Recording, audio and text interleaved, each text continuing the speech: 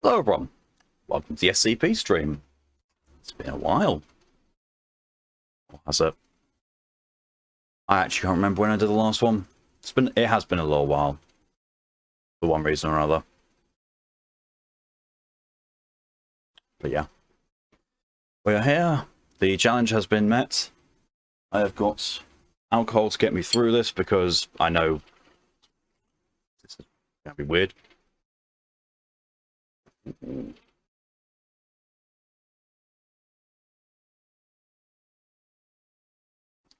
Summer fruit cider. And homemade as well, but you know, not here, but nice and cloudy, nice and still. Pouring that, going to be enjoying that, whilst experiencing existential horror of a different kind, because, you know, usually now is about the time that I do Near. So we're going to be replacing existential horror from Yoko Taro with existential horror by the SCP community. Fun.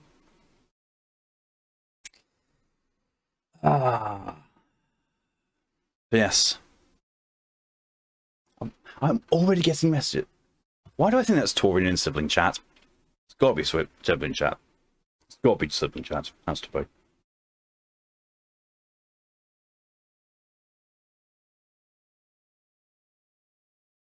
Oh, right, yeah, there's...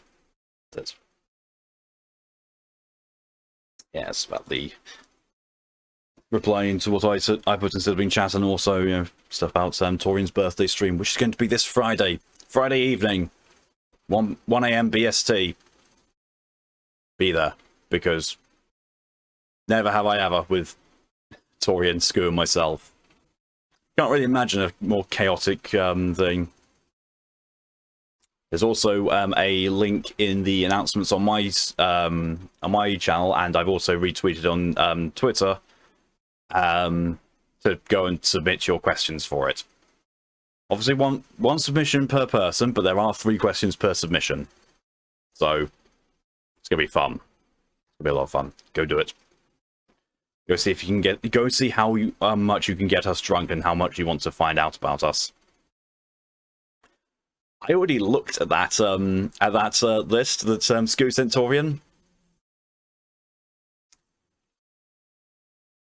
Oh dear.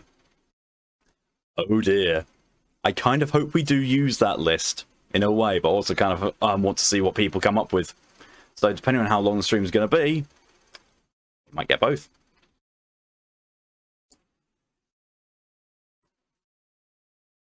Oh yes, and alcohol, because for those of you who don't know what Never Have I Ever is, generally the gist of it is people take it in turns and go Never Have I Ever, and then they will say something like, never have I ever, I don't know, gotten a parking ticket, and then everyone there present who's playing it who has done that thing takes a drink. And obviously those who've never done it don't need to drink. So it's a good way of finding out how adventurous some people are, how boring some people are, and finding out things about people that you wouldn't normally know. And I'm going to be guessing Sku is going to be getting absolutely shit-faced.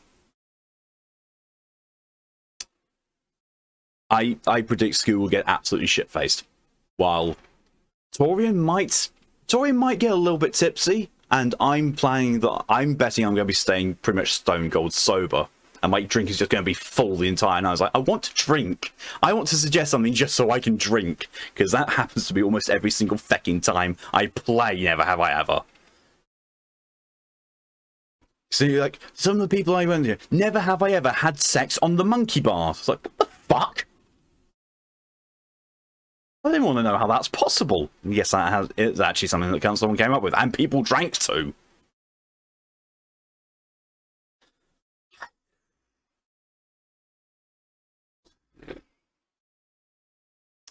But yeah, so that's going to be what's happening Friday. But for now, we've got SCPs. I was thinking that we might be doing a random to start off with, but then Torian came in and dropped suggestions, and the more suggestions have come in. So, yes, we're not going to be starting off with random, although I did pull up a random one, which was, weirdly enough, what was it? 2989. 2989 is. It looked like some kind of slug. Or tree snail. But anyway, let's catch up with some chat. I'm too used to doing this. Let's catch up and chat. Or over there as well. That just doesn't look right at all. There. Let's catch up on chat. And let's jump into the first SCP. Hello, welcome DJ first. Hello, welcome Torian with your suggestion. I will be checking these against the list. I do trust people to have looked at the list beforehand, but I will be checking just to be sure that I'm not, rereading something. Hello and welcome. Jack sent you a list of SCPs. Nice. Pokey, hello and welcome. Apparently Toby Fox once came up with a Toho OC while improvising Toho themes on the spot.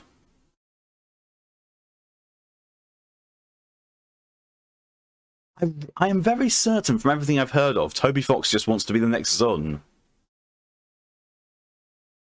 Beginning of July, so about a month. Oh, that's not so bad.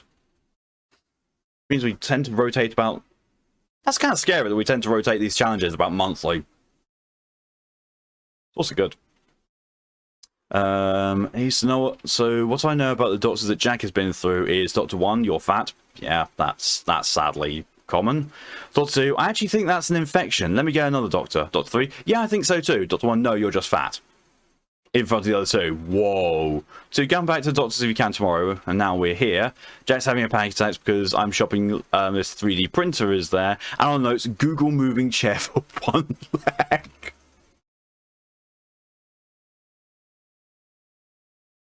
Jesus Christy. Is this payback for Jack calling you chopping board tits or something? Hey, Twitch Max chat, yeah, it is annoying. It's like 2,000 characters, I think, at the most. Why would it be that? I do not know how much it is. I know, it's got to be like a few hundred. It's not the length of a tweet. It's longer than a tweet, which is 240. And then... There's been playing, yeah. And alcohol, don't know what I'm going to drink yet. Well, we're giving you the choice. This is what I'm drinking. You can't see that, but that is Tiana's Garden Mead, honey with a hint of mint. So that's going to be fun. That's going to be real fun. So far, you mock have answered. Well, I don't know. We've advertised it in as many places as we can and been retweeting it, so I don't know. I don't know. See what you put a question one. I know Skew was drinking at least once. I did kind of... I might have generally focused my questions a little bit around, let's see how drunk we can get Skoo. Because Skoo has very little self-control from the sounds of it. Toby doesn't consume enough alcohol to be the next Sun.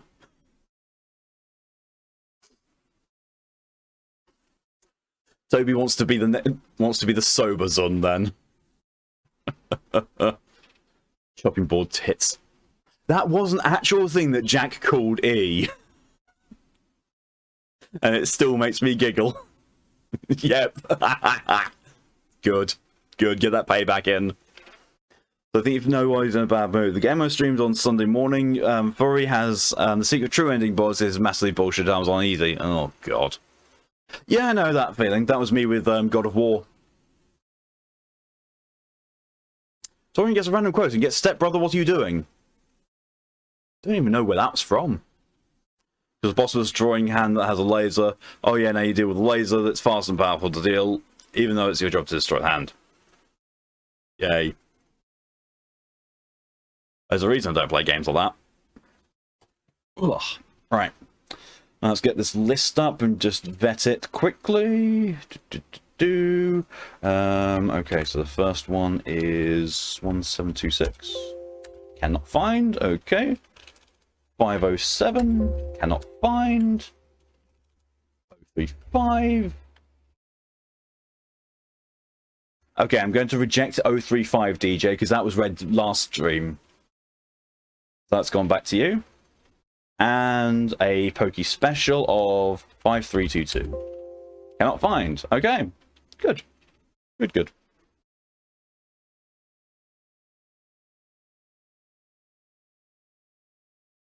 Right, let's see. SCP 1726, SCP 507, and SCP 5322. Okie dokie. So we'll just pop that to there. Current SCP is going to change to... Oh, and also, for the redeems, I've changed the overlay browser to be the same as my normal talking browser, so it doesn't actually look any different. The only difference is the chat opacity is slightly different. And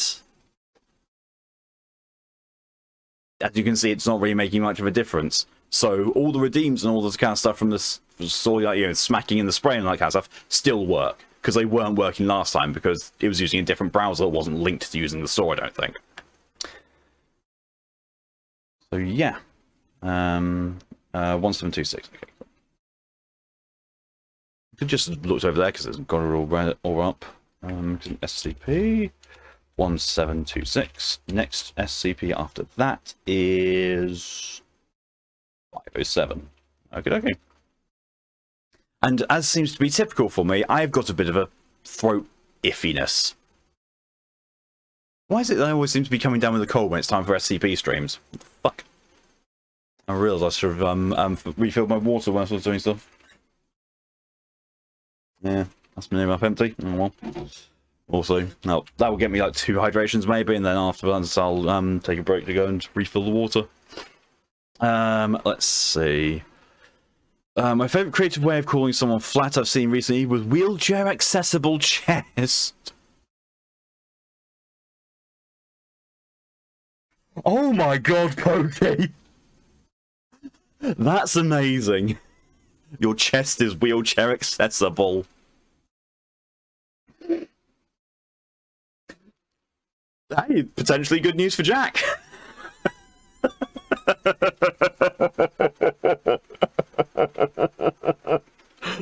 Wow.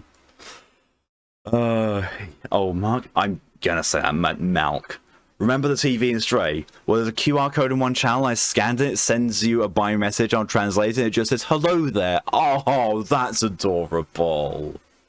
Oh, I love that. I love Stray, honestly, I do. I played Stray once, and I adored it. I played Ghostwire Tokyo once, and I adored it. Actually, that's something I want to check. I want to check very, very briefly. Because I'm determined and salty about this.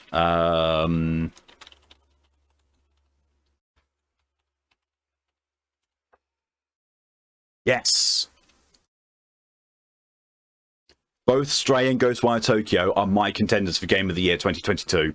Fuck anything else so far that I've played or heard about. Because all these things like, oh yeah, this is Game of the Year 2022. If it's not those 2 games, nah. Fuck off. Adorably, that type of made me think of Ohio Mark. I can't do the voice. I just can't do his voice.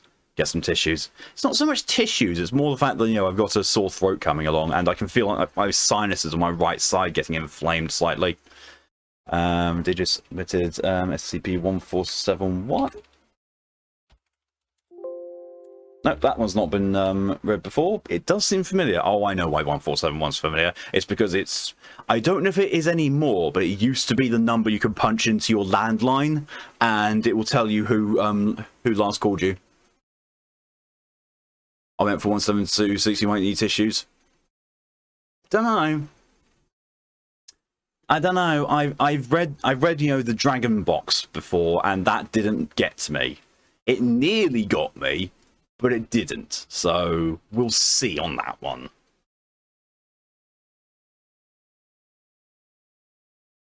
Jack has just texted me time to stop playing. Oh, thank God I did say why.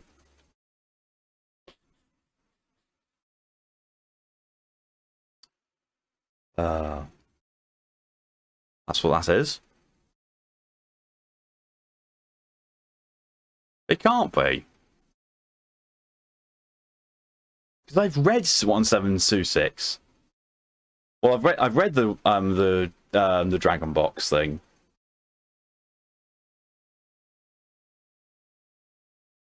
Why isn't it listed? I know I've read that one. The one where it's just, you know, you open up the box and a load of origami dragons flies out.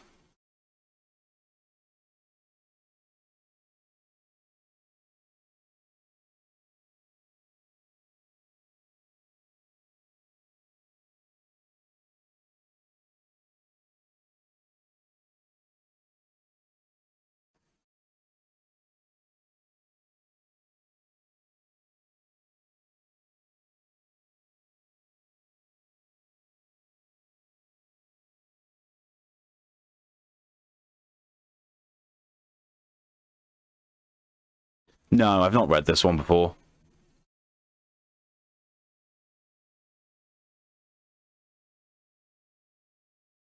No, this is not one I've read.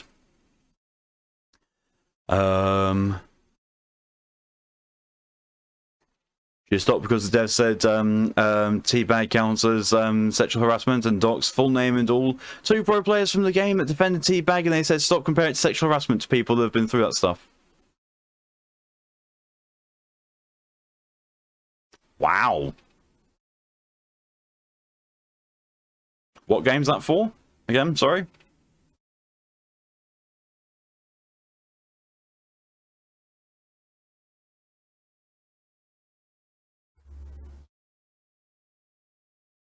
It's not sexual harassment. It's really not. You know, obviously the actual act, you know, in real life, if you were to do it, yes, that does count as sexual harassment because, you know, unwanted sexual contact. But in a game, there's nothing actually happening there. It is literally just doing a crouch maneuver over someone's dead body as, you know, a display of dominance or whatever people wanted to do it as, like, back in the early 2000s. Well, that makes me sound real fucking old. It makes me feel real fucking old too, because the early 2000s was 20 years ago.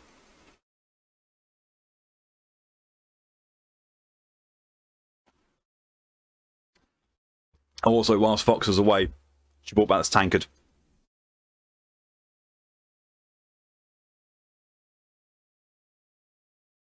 How amazing is that?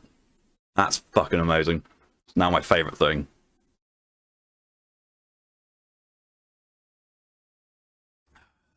Oh, Riot. I always knew there was something iffy about Riot games. They've had some controversies in the past, and I've stayed clear of them. I don't play their games anyway, I've always stayed clear of them, but now I know another reason to stay clear of them.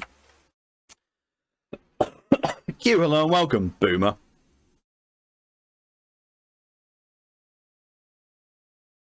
Fuck you. Lydia, hello, and welcome. Lydia does the traditional Lydia, followed by ooh, tankard. Right, so chat caught up with, SCP loaded, throat lubricated with cider. Let's go on to SCP-1726. Object class, Euclid. Special containment procedures. The path leading to SCP-1726 is to be blocked by a guard post operated by the Foundation Chinese branch under the banner of the People's Liberation Army. No further security is necessary to prevent outside interference. 1726 itself is not to be entered without at least one instance of 17261 accompanying researchers. Personnel are not to remain within 1726 for periods longer than 4 hours. Materials found within 1726 are not to be removed from 1726. Contact with 17261 specimens is to be carried out according to document 1726/CO. All documents copied within 1726 are to be stored in Research Archive 18. Description: SCP-1726 is a one-story structure located in Redacted Province, China. No anomalies are present in the materials used to build 1726, and the original construction is estimated to date from around 12,000 CE. 12,000? 1,200. The interior of 1726 is a stable spatial anomaly. measuring approximately 14 square kilometers in area. This space consists of a library surrounding a small garden and fountain. The contents of this library consist primarily of philosophical, theological, and historical texts, accompanied by artifacts from civilizations in East and Central Asia, many of which originate from cultures unknown to general anthropology. The oldest artifacts contained within 1726 are a collection of Yeren tablets dated to approximately 30,000 BCE. Other notable civilizations featured are the Shambhalan dynasties, the Lemurian river peoples, the dynasties of Mu, and the Davic Empire.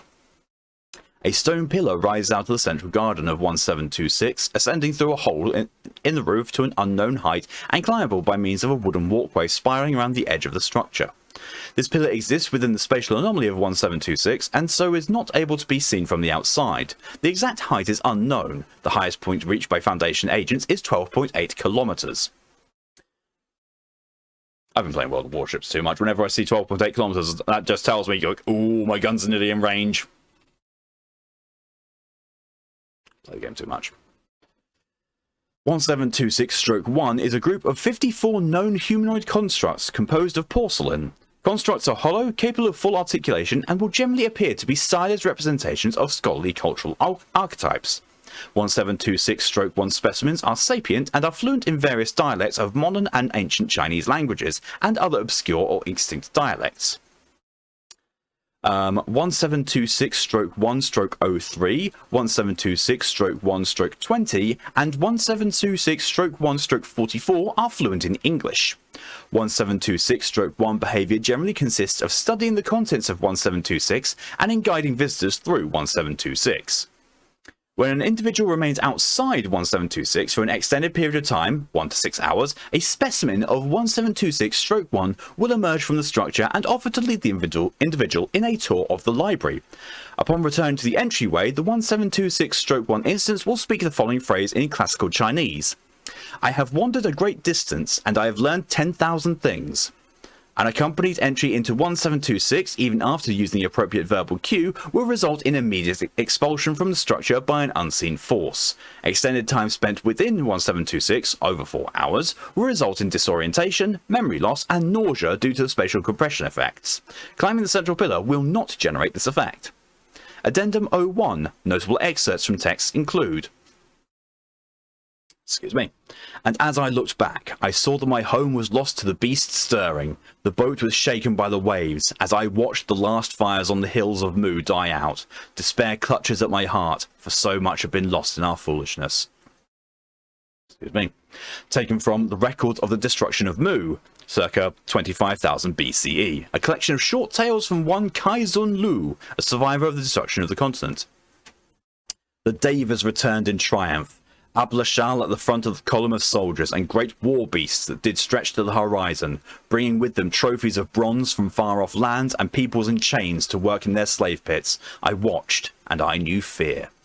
Taken from Fragment C of the Traveller's Book, circa 11,000 BCE, records of an unnamed individual observing the Davic Empire. Event described in the triumphal march of Deva Huri in 1139 BCE, as is further described in other records of the Low Davic period.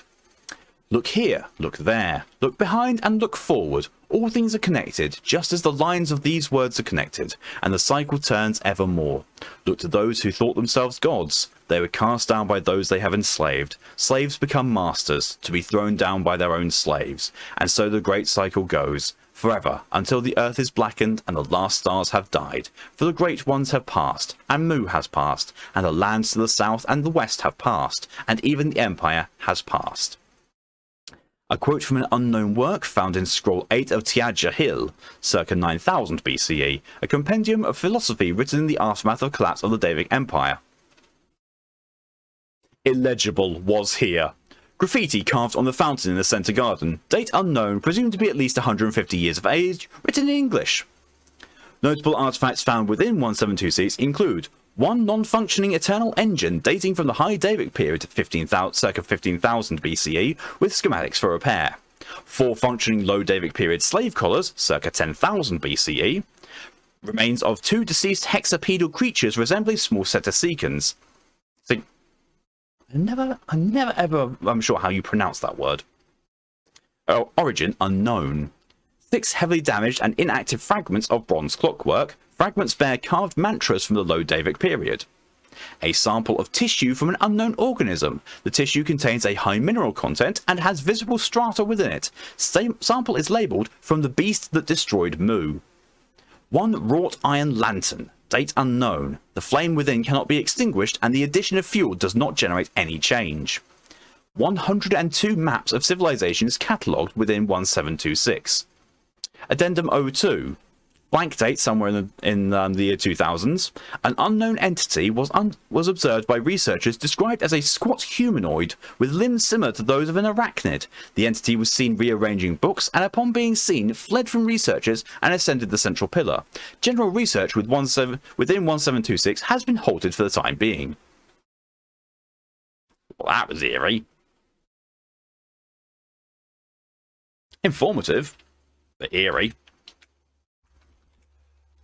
Okay, next up we have got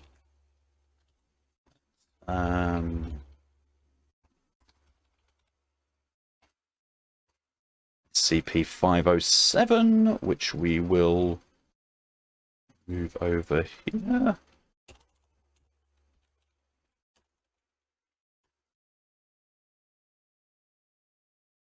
Yeah, this one. Definitely not what I thought it was. Google has failed me. What one were you looking for, Torian? Were you looking for the one with the origami dragons that were powered by imagination?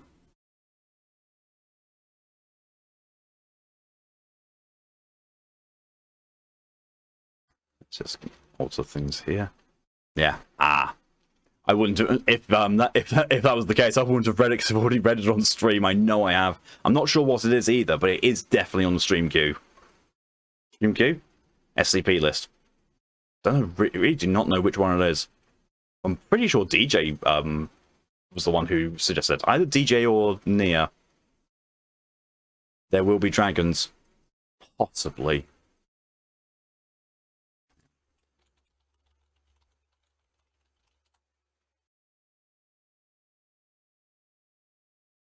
Oh. Torian, Google didn't fail you. It was you typoed. It's 1762 you're thinking of, not 1726. Hang on, actually. I've got to check. Yeah. It was a typo. I had to go to the top of chat and see and double check if it was my error or if it was yours. And no, it was a typing error. But yeah, it was you, DJ. Yeah, I thought so. Fuck's sake! Don't worry about it, Torian. I mean, like I said, you know, had you put in 1762, I would have said no because I've already read it. It was actually on the first stream. It was the 4th SCP I read.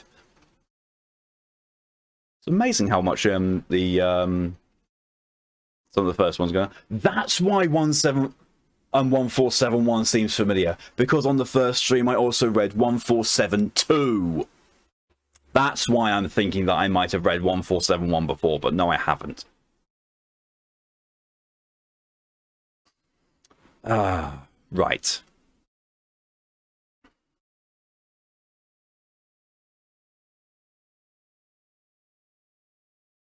And thank you, Lydia. That was exactly the name that I needed, that I googled by, and it found it immediately. Item number SCP-507. Object class safe. Special containment procedures. 507 is allowed free roam of the facility, obviously barring anything that would breach security or safety protocols. Anytime 507 leaves its private quarters, it must be accompanied by an agent, mostly at this point to make sure it does not shift without the facility's knowledge. 507 should not be physically touched if there have been more than 2 weeks since its last shift. The risks inherent in disobeying this protocol make the action its own punishment, should the issue of disciplinary measures ever come up. When 507 undergoes a shift, faculty will be informed to keep an eye out for its eventual reappearance. It also has a tracking device implanted into it, and a daily signal check should verify whether or not 507 has returned from its trip. If it reappears in or nearby the facility, 507 will return to its quarters on its own, Otherwise, a retrieval team of 3 plainclothes agents may be sent to provide transportation back. Upon a successful return, 507 can be the subject of various physical tests and up until 2 weeks after each shift. It is worth noting that 507 is allowed a computer with an internet connection via proxy, which strictly limits what information can be uploaded and to where in its room, and may petition to use, meet with, act as a test subject for safe or Euclid SCPs that do not affect mental functions negatively.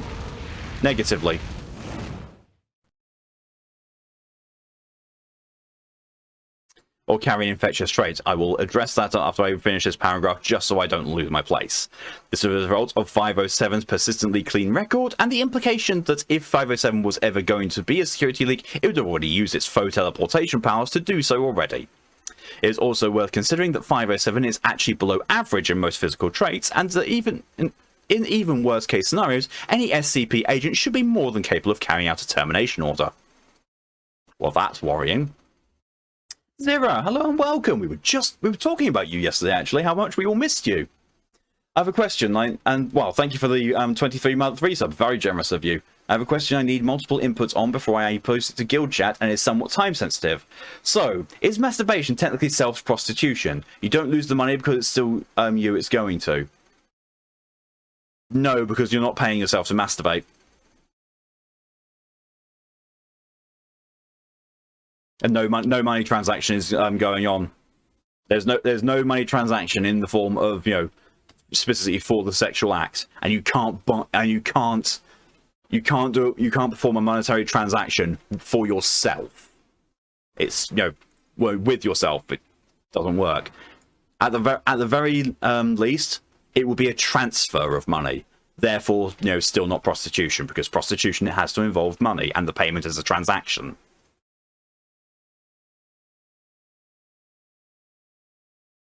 So no, Zero. Well, suck it right. Thank you. And it's exactly as Nia said yesterday. Zero shows up, throws money, says something lewd, vanishes.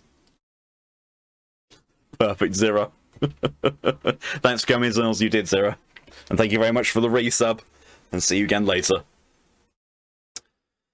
Right. Let's get back to this. Description. 507 is a Caucasian male with blonde hair and green eyes, sporting no other outstanding characteristics besides being somewhat overweight and speaking with a vague accent of disputable origin. Well, that feels kind of personal, except I'm not blonde.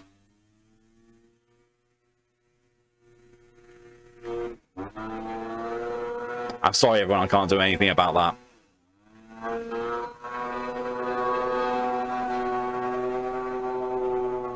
Dickhead.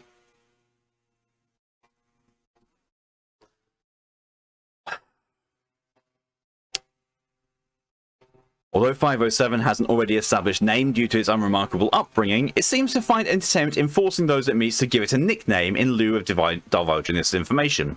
Thus, SCP-507 will now respond to the names Tommy, Steve, Bruto, Guy, Houdini, and Grabnock the Destroyer. Where the fuck did that last one come from?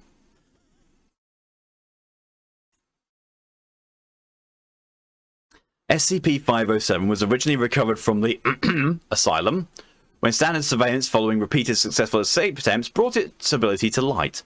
All records of this incident were confiscated, and 507 was taken into custody under the pretense of moving it to a more secure facility.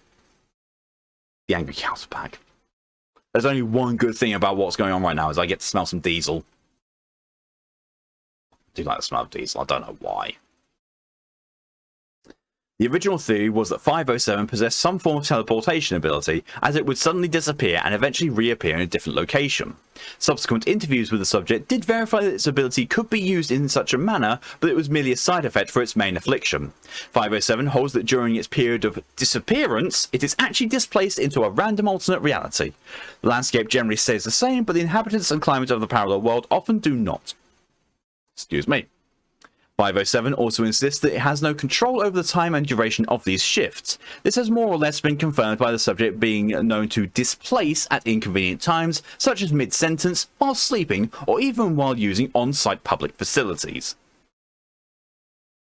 Can you imagine that? Teleporting midway through having a shit. If 507 moves about in the alternate world, the eventual shift back will then place it at the corresponding area in our reality. A sample list of 507's description of alternate realities can be found in document 50700. Mentally, 507 shows no large deviations from the psychological profile for a normal person. It has confessed to always had a great interest in the paranormal and mythological, which has directly led to its eventual permission to interact with relatively harmless SCPs. 507 especially enjoys meeting with the other sentient SCPs, once going so far as to request a small vacation to visit SCP-082. Which was 082? According to this, I don't think I've actually seen it. 082.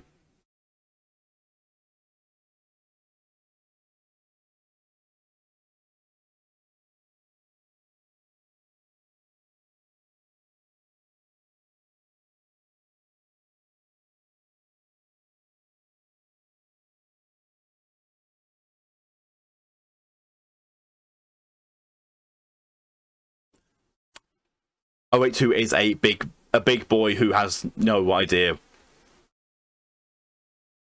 about lying.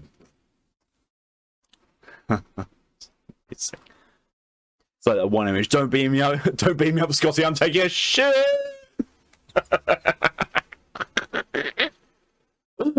Yeah.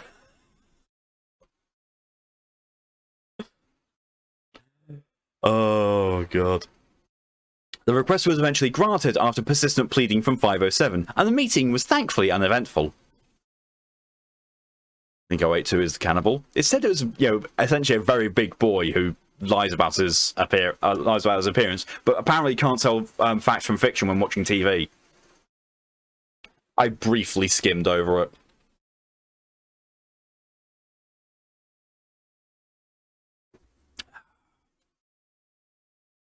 Document 507-00, a sample list of 507's supposed extra-dimensional travels, along with any demands it made by it after returning. Subject arrived in complete darkness, leading it to assume that the current location was indoors or subterranean. After fumbling about for a possible way out, subject heard a sound akin to muted breathing nearby. Subject then decided to curl up in the nearest corner and wait it out instead of risking a blind confrontation with an unknown creature. Request: a standard flashlight, which is now always carried on its person. Yeah, if you're going to be in horror situations, flashlight. Subject appeared in a replica of the facility, although apparently fallen into disuse. Further exploration led to the discovery of various corpses strewn about the area, all heavily decayed and covered in an odd type of mould. Upon noting that the corpses seemed to rhythmically expand and contract as if still breathing, subject attempted to leave the facility.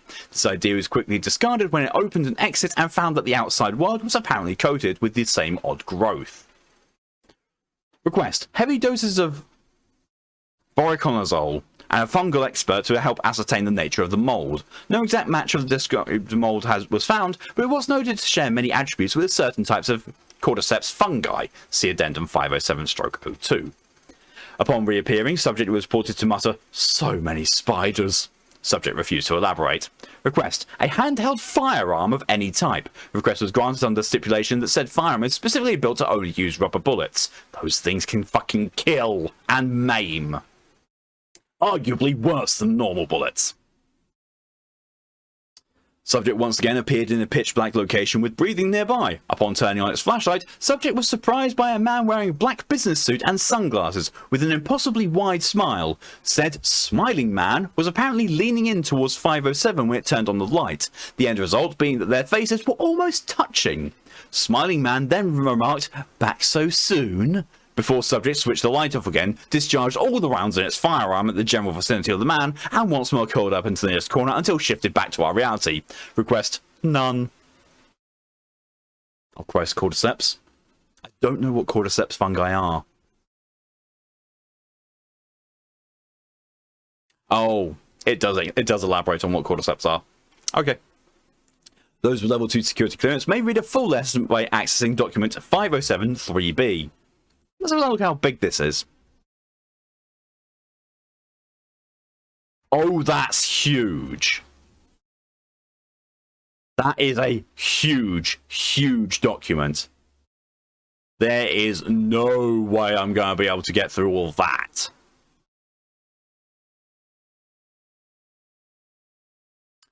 think The Last of Us. Are we talking Last of Us standard zombies, or are we talking the clickers? Because the clickers spooked me more. Don't know why. I think it's because forced stealth. Those with level 2 507 security clearance should also see interview 507G for evidence of a particularly noteworthy shift. This one I will read because it's quite short, by comparison. What? Interviewed SCP-507 and SCP-507. Interviewer, Dr. Clickers. Ah. Ugh. I found out there's a clicker Easter egg in Uncharted 4, I think. In one of the places you can dive underwater. If you look in the inside somewhere, there's a dead clicker sat against a pillar.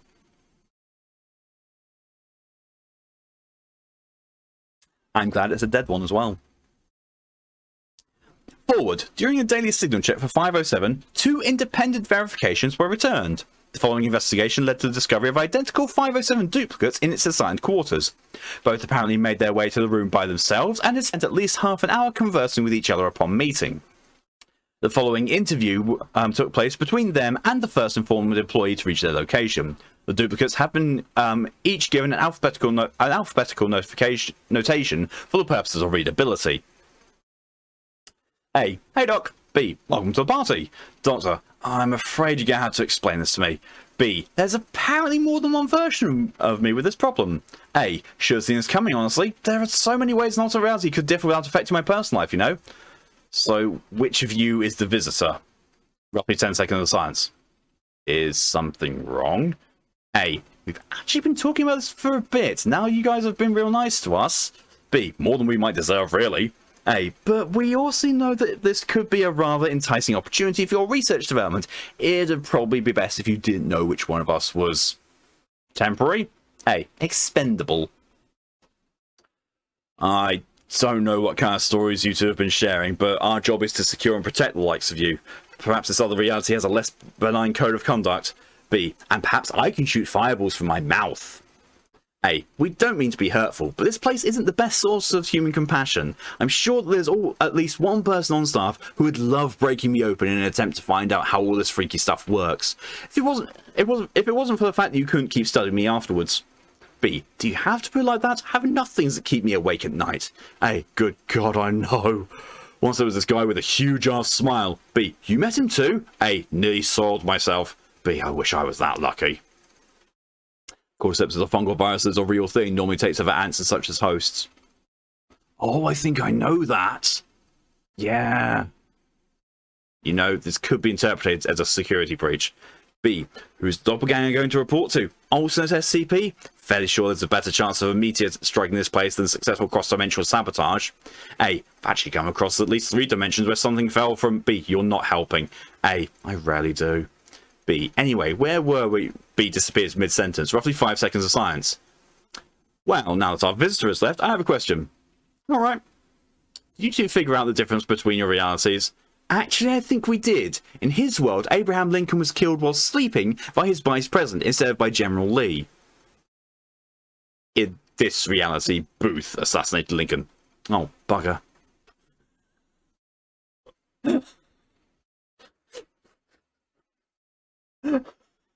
And yes, 507 is a nice boy that's lost as fuck, especially with that.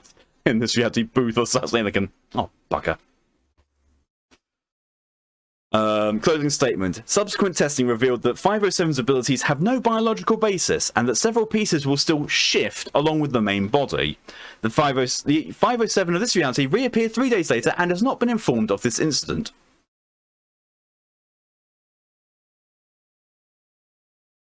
Oh!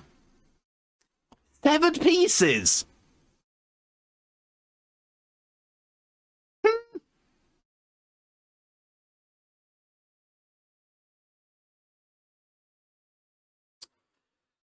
Addendum 507-00. Agent Blank went missing on Expunged at the same time as SCP-507. A full-scale search was launched to find either of them, only for 507 to appear a week later. When questioned, it said that Blank was holding onto its shoulder when it shifted, leading to both of them to appear in an alternate dimension where expunged. Excuse me. During the ensuing chaos, 507 lost contact with Blank and could not relocate him before it shifted back into standard reality. A new protocol has been placed in line to this. No one is to come in physical contact with 507 after 2 weeks following a displacement. Reevaluation of previous incidents has shown that there have always been at least 2 weeks between each, so this time frame will be the only safe time to touch 507 until further notice. What do they do? Chop a finger off? Probably. You know, something they could test that with while also it not being fatal. Addendum 507-01. I don't care how much he grumbles about it. 507 is not to be cleared for challenging 076-2 to 50 rounds of tic-tac-toe. Just no. I know which one. Apparently, I've read 076-2 as well. 076. Which one are you? Oh, Jesus, it's a cater. Stone cube and a human identity contained within.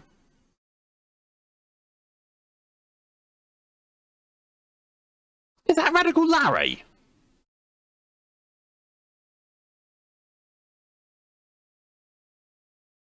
Oh no! Oh no! No, it's Abel. That's fucking Abel. The guy wanted to challenge Abel to tic-tac-toe.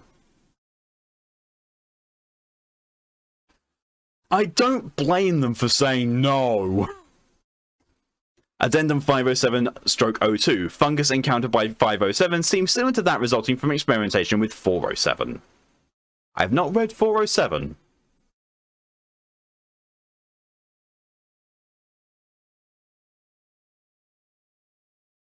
It's a song, though, apparently. Well. That was 507. Now we're going on to Pokey's one, which is most likely going to be a roller coaster one, because they usually are. 5322, and the road stretches on.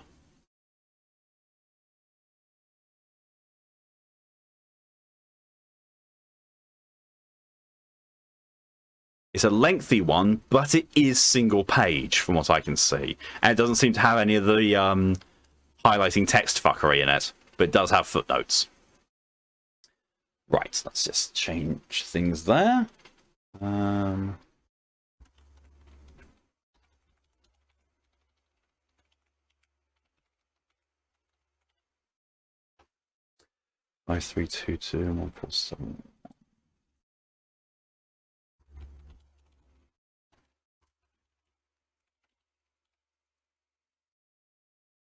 we go.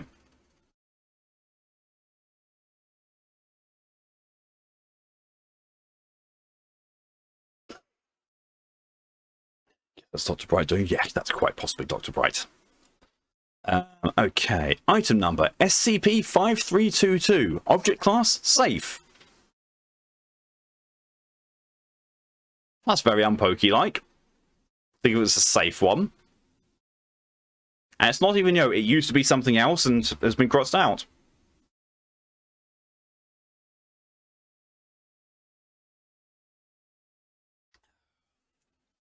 Special containment procedures. The property housing 5322 has been purchased by the Foundation and sealed off from the public.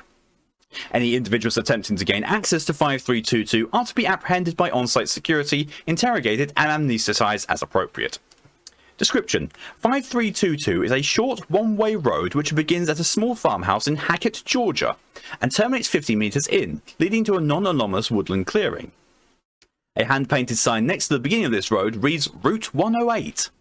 The anomalous properties of 5322 only become apparent when an individual in a motor vehicle drives down its entire length. If at the termination of the road the individual in question is visually observing their surroundings, no unusual phenomena will occur. On the other hand, however, if the individual in question has their eyes closed or their vision otherwise obscured, they and their motor vehicle will disappear completely. And stricken out is, to date, no individuals have reappeared after vanishing in this way. Experiment log 5322-1. In order to better understand the nature of 5322, 3 tests were performed by Foundation personnel over the course of 3 weeks. In the first 2 of these tests, performed by D-Class personnel, the vehicles disappeared as usual and were not recovered.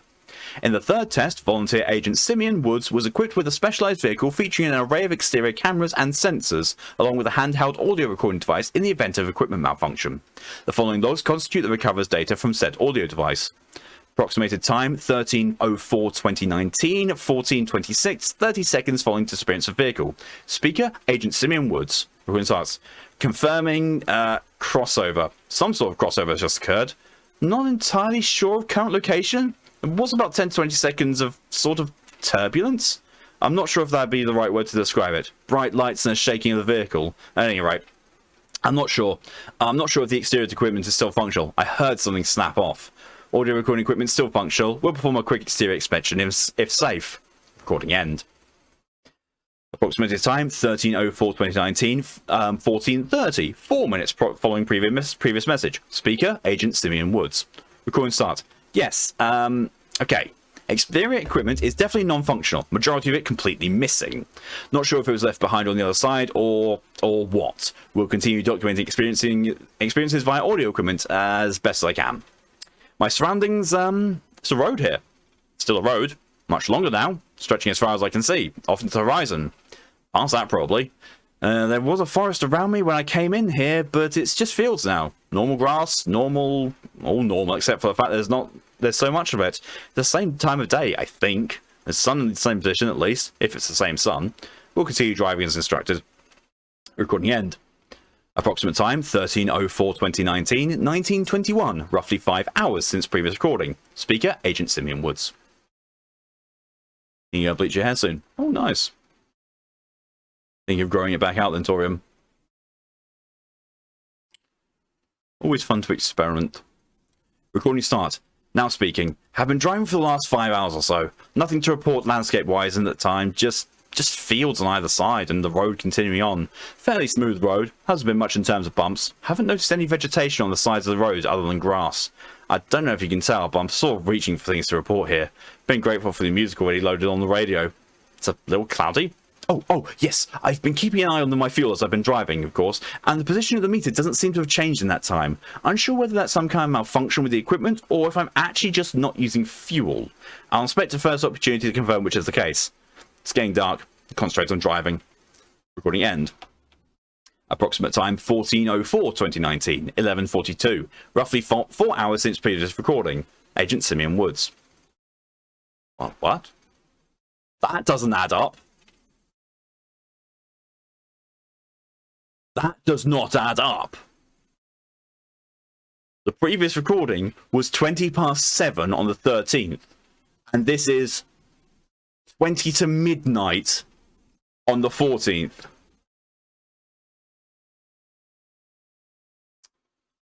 That's not right. And knowing what Pokey's like with selecting these things, that is not a mistake. Something's gone fucky.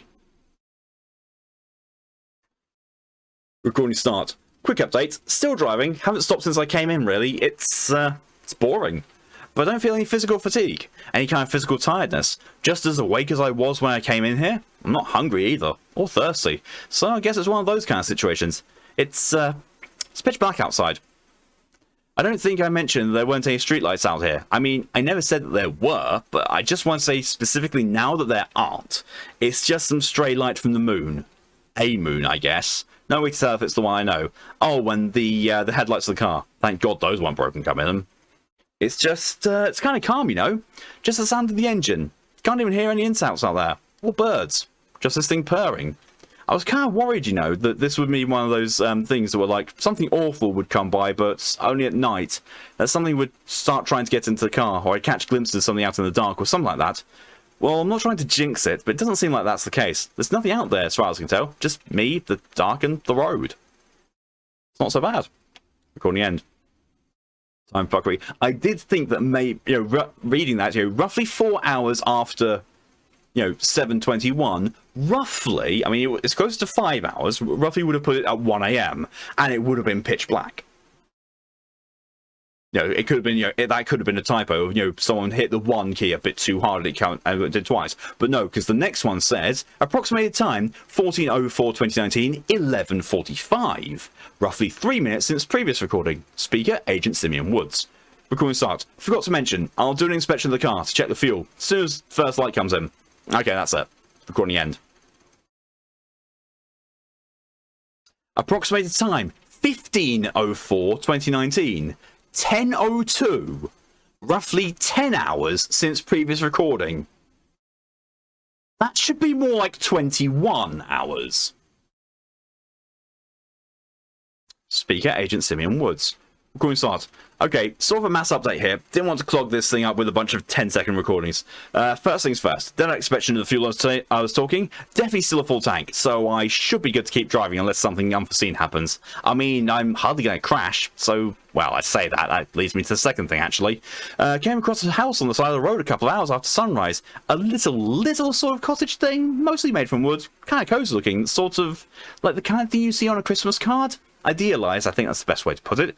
Anyway, I parked up and took a look around. Wanted to see if there was any kind of, I don't know, natives or other people here. Needless to say, there weren't. Place looked abandoned. Bed upstairs had been slept in, clearly, and there were dishes in the sink. Oh, there was a sink, but the food in the fridge looked like it had been rotten for a while. If someone once lived there, they hadn't been for a while. Got back in the car after my search and went back on the road. Oh, it was on the left side, if that's important. Probably not. Recording end. Approximate time, 15:04/2019, 15:09. Roughly 5 hours since previous recording. Agent Simeon Woods. That is 5 hours later. What the fuck's going on? Recording start. We're getting somewhere now. More houses like the one I reported about earlier. Well, more properties, I suppose. They're all sort of unique. Different designs, different sizes, cozy little cottages next to all this modern metal and glass next to, like, a little castle. Not much in terms of a unifying theme. I searched them all, of course, and they're just as abandoned as the cabin was. Food rotted where it's stored, so it's definitely been left there for a while. These things seem to be coming up in clusters. I went for an hour or so with just fields, and then I got a bunch of them all together. And there haven't been any vehicles, just houses. One house had a driveway, but there was no car in it. Not sure if that means anything. Fuel meter still hasn't budged. That probably isn't changing anytime soon. Not sure if there's anything to be done except go on driving, so hold up. Recording end. Approximated time, 15:04/2019, 15:28. Roughly 20 minutes since previous recording. Speakers, Agent Simeon Woods, Brenda Calloway. Footnote. Georgia native reported missing in 1977. Recording starts. Brenda, I just talk? Agent Woods, you just talk? Actually, I should probably give some kind of introduction first. Hold on. I'm sitting in a diner, a roadside diner by the name of Brenda's Spot. Is that right? Mm-hmm. Okay, yes, that's where I am. I'm speaking with the proprietor, Brenda Calloway. Do you mind if I describe you? We just have audio, so long as you're polite about it, I guess. Alright, Miss Calloway is a young woman. 20s? You're in your 20s, is that right? She's nodding. Caucasian brunette, green eyes, wearing some kind of waitress uniform. She's got a name card on with her name on it. Sorry about that. And thanks for the coffee. No problem. You done? Yeah, I'm done. I have to say, you don't seem too surprised to see me. Well, you're the first in a while, but people come through here every now and then. Last couple of fellas were prisoners in these orange suits. Hello, D-Class! And they weren't too polite, but they went on their way quick enough. I see, and may I ask when you yourself came through? Well, it was... I guess it must have been a while ago. Couldn't tell you the exact date, if that's what you want to know. Was driving home from work one day, took a wrong turn, and ended up in this place. In this diner? Oh, no, on the road. I mean, still driving, like I just had been, but the road just kept going. It was so dark I didn't realise for a while, you know, and when I did, there still weren't that much I could do except keep going. Keep driving. I didn't notice his car when I came in. Well, you know, you can only keep on driving for so long, right? Eventually, you just have to accept that you're not going anywhere, no matter how far I drove. It might as well have just been a dead end, so I just stopped. And then I parked the car, got out to well, you know, carried a gun for safety. And there was the diner, just in front of me, like it had been there for years. Brenda's Stop. I was a waitress before, did I mention that? It was all I'd ever been good for, so I figured, why not? I set up shop. All the supplies I needed were already here, and they stock themselves up every now and then. Take what you can get. Your content just staying here? Forever? Oh, content, not content. Well, not forever. If I wanted to, I could just walk off across the fields. And I get the feeling that that'd be that, but it's not so bad here. I keep myself busy, you know. Right. Hey, what year is it? Could you tell me that? It's, it ain't the 70s anymore, is it? No. Could you? Of course. Recording end. Approximate time, 15:04/2019, 17:22, roughly 2 hours since previous recording. Is it? Is it? Yes, it is. Okay, we're back on proper time here. Speaker, Agent Simeon Woods. Recording start. Asked if she wanted to come with me. I was happy to give her a ride, but guess not. Seemed to have enough where she was. Well, not happy, but you know what I mean. Better the devil you know, I guess. Or something like that. Back to the car now. Back on the road. Starting to get a little played out. These songs you guys gave me. Probably should have accounted for a long trip. Well, we didn't know there'd be a trip at all, so this is fine. I guess. I'm fine. Cloudy again. Recording end.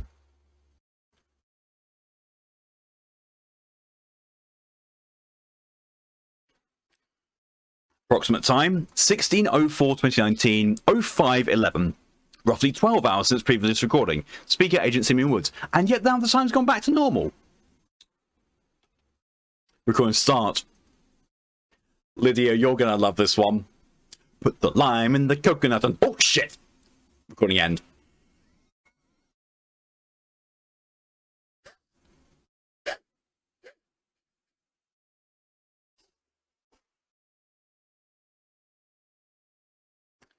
Approximate time, 22:04/12/22. Roughly 6 days since previous recording.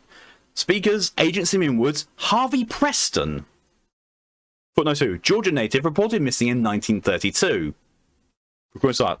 Like, normal? Yep, just like you'd expect. Well, this is where it was a little worried to try it myself, of course, you understand, but just like normal. Not half bad. You wanna... oh, no, that's okay. Like I was saying, though, is there a message you want me to pass on once I get out, or... I told you, son, there ain't no place to reach. That's just the road, and wherever you decide to stop driving. You gotta get realistic at some point. All the same, I'm not an idiot. There's no one out there for you to give a message to. I'm happy enough here. Just let me be. Are you sure? There's seats in the car. We could... I'd thank you to get off my property, son. Recording ends. I feel like something's going to happen. It's just not as safe. This is a pokey SCP after all. Approximate time, 22:04/12:49. Roughly 30 minutes since previous recording. Yeah, it is. Speaker, Agent Simeon Woods. Recording start. That was Harvey Preston. He was in this farm I came across. Huge, just huge sort of place. Fields and fields of stuff other than grass, actually. All sorts of fruits, crops, you know, even a combine harvester. What if you could use that to drive the road? Probably not. God, it's nice out. If there's some background noise, we've got the windows open. Anyway, he was just... sorry about the lack of updates, by the way. It's just that there's not been much to report. Lost the habit. He was just doing his thing. You don't need to eat here, but I guess he enjoys the work of it. Don't know if enjoy is the right word, though. More like something to keep you busy. Gotta find something to waste the seconds away with, I guess. Just feels again now. Dum-de-dum. Recording the end. Approximate time, 14:05/19. 21:43. Roughly 22 days since previous recording. Speaker, Agent Simeon Woods. Going to start. I've got to, not sure if this is a confession exactly. It's not like I've done anything wrong exactly. I just feel like I've got to say it. And I guess you guys are like a captive audience. Will be a captive audience. Hopefully, I mean. I volunteered this after the first two guys didn't come back. Must have looked like a suicide thing. Maybe it was, but I don't think so. Just felt like doing this with some kind of impact. Contribution to something that wasn't me. Like an important one. It's hard to put into words. My dad died when he was 30. His dad before him, and so on. My mum told me about it. I mean, I'm not a superstitious guy, but there's something there. You guys have to admit there's something there, and I'm 28 now. There's that kind of fear. You know, start thinking about the impact you're going to leave, whether it all means something, whether it meant anything. There's this feeling where you just want to worry about it all the time, and you realize that you're worrying about it, you're wasting time, and you don't have time. It's running out every second, even as you're thinking that. But it's just so awful, you can't help it. Nothing means anything. This road, I get the feeling nobody's got to the end. Not properly. That's got to mean something, hasn't it? If I find out what's there, if I meet it, it has to. All I have to do is keep driving. It's the easiest thing in the world. If it goes on forever, well, I guess there could be worse things. Got nothing but time. Recording end. Approximate time, 11:07/2019. 14:22, roughly 2 months since previous recording. Speaker, Agent Simeon Woods. Recording start. Nothing to report. Recording end. Approximate time, 26/10/2019 at 17:49, roughly 3 months since previous recording. Speakers, Agent Simeon Woods, Lucy Carson. Footnote, Georgia native, reported missing in 1996. I was 10. Recording start. Agent Woods, this is Lucy Carson. She lives at redacted. Go ahead. Harry, baby, if you're there, I love you. I love you so much, and the kids. If you're listening to this too, Mummy loves you. God, you're probably too old for that now, aren't you? So old. You just keep going, okay? I love you guys. I so much. That's okay. You did great. Recording end.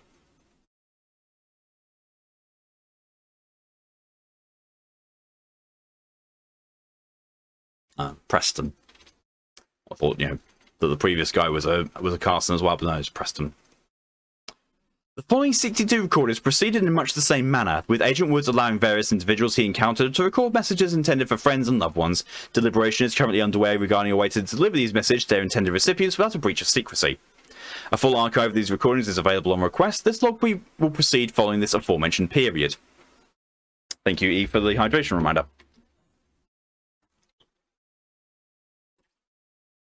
Yeah, there's one left in that.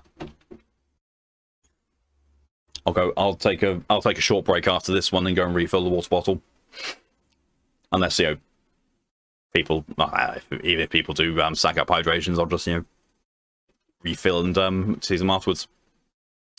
Approximated time, 11:09/2020, 13:39. Roughly 1 year since previous recording. Speaker, Agent Simeon Woods. Recording start. The cluster's starting to die off now. Nothing since Gray's place for a week or so now. Had a birthday driving, I realised, just after the big castle. Sunny today. I like the warmth on my skin. It's nice. Got the window open. I wonder if it'll rain soon. It rains every now and then. Did I ever mention that? It's not slippery, but it sounds nice coming off the windows. Like fingers tapping against the glass, but a little less spooky than that, I think. Recording end. Approximated time, 24/12/2020, 1922, roughly 3 months since previous recording. Speakers, Agent Simeon Woods, D9221. Footnote, first member of D-Class personnel to sent through 5322. Oh. Recording starts. I do appreciate it, though. No problem. You really did get sick of that cabin, didn't you? Uh-huh. Did we send you in with that bag? Must have. I read the files. I don't remember that. It was in the cabin when my car crashed. It's not a big deal. Never said it was a big deal. Okay. If we're going to be driving together, we might as well try and get along. Where were you? You recording this? Yeah? I want to drive. Sure thing. Let me just stop the car. Recording end. Approximate time, 24/12/2020, 23:57. Roughly 4 hours since previous recording. Speaker, Agent Simeon Woods. Recording start. Had to ditch him. Got a bad vibe. Didn't like the way he was being cagey about the bag. Might have been nothing, but if it was nothing, why would he get so defensive about it? Was it a weapon, maybe? Could have been a knife. Don't know what he would have done with what he would have done with it. Maybe he's a little sore about it being thrown in here. I wouldn't blame him.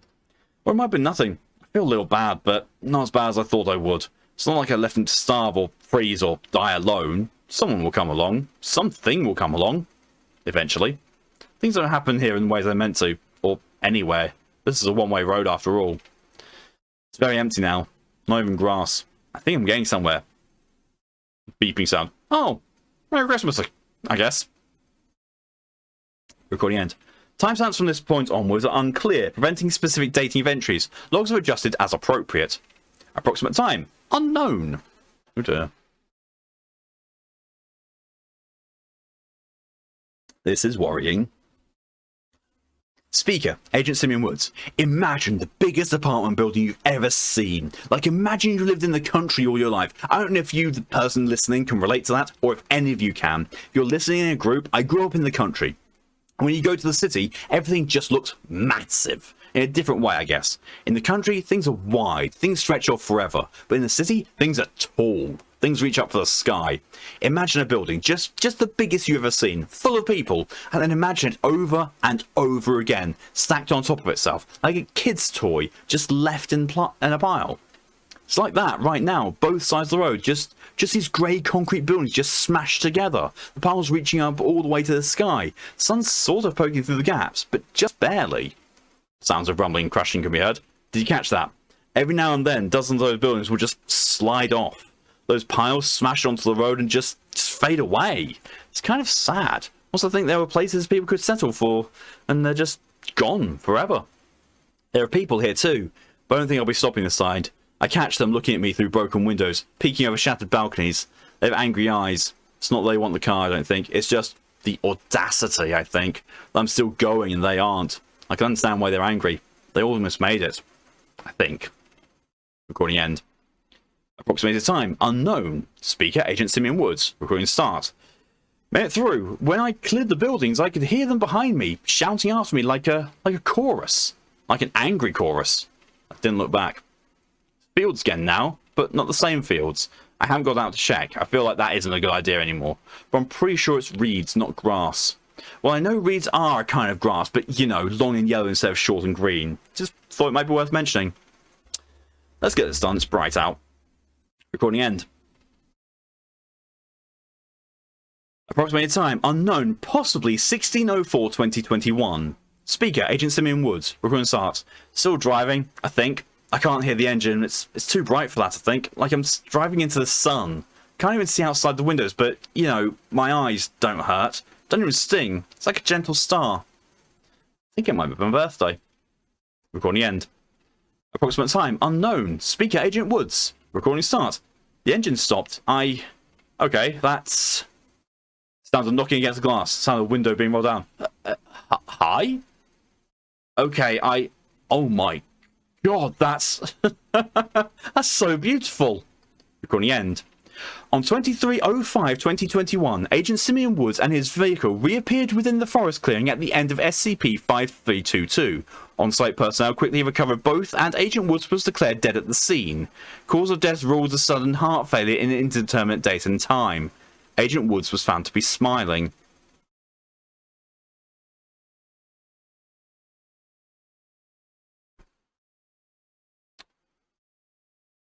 Oh.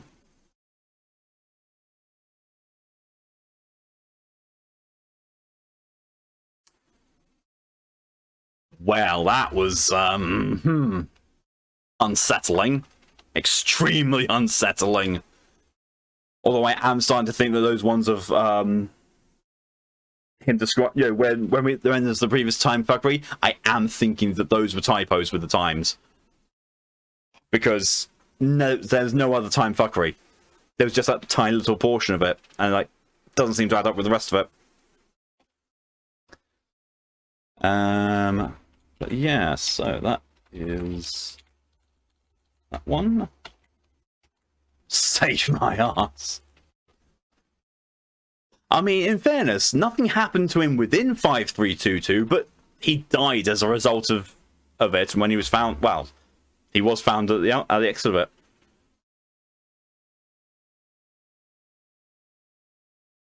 SCP classifications, hell of a drug. Okay, so now we're moving on to the next one, which is the final one on the list, actually. Where are we time-wise? I haven't even been... It's only halfway through the stream.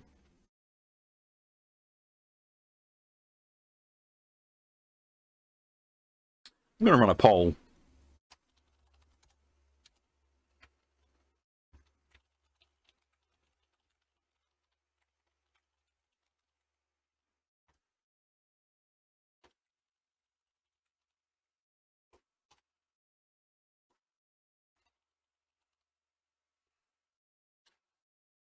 Okay. Poll is up for 2 minutes. Vote on what you would like to do after this SCP is finished. After 147 is done. Do you want me to still keep going with SCPs, either by future submissions or randoms? Do you want me to change to playing a game for the rest of the stream, or shall I just end early? All up to you.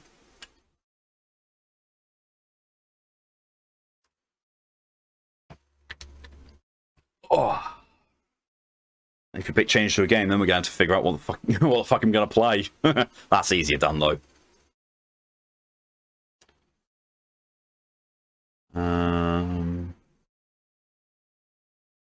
If you're nearly there at 500, DJ, it can be counted as, what do you want to do? What should I do after that SCP is done? Because I don't think we're going to be getting any more in, because otherwise people would have been submitting. So we want 1471, that's series 2. 1500, just veterans, go back.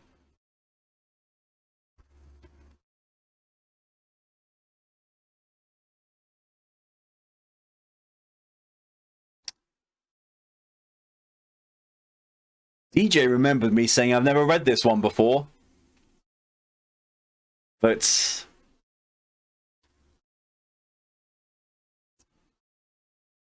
yeah, 500 now, should put one in. Yeah, go for it. Put one in.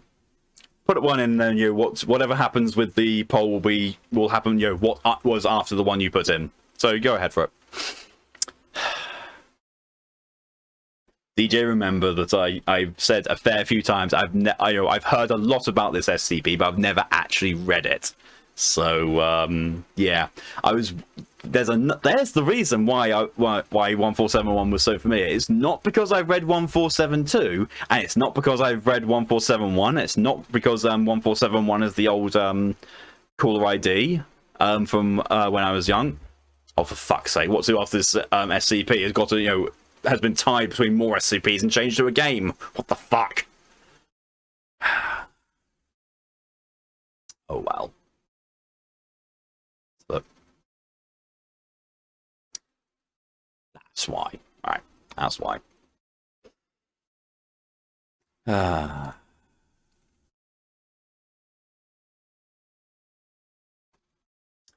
Okay, so.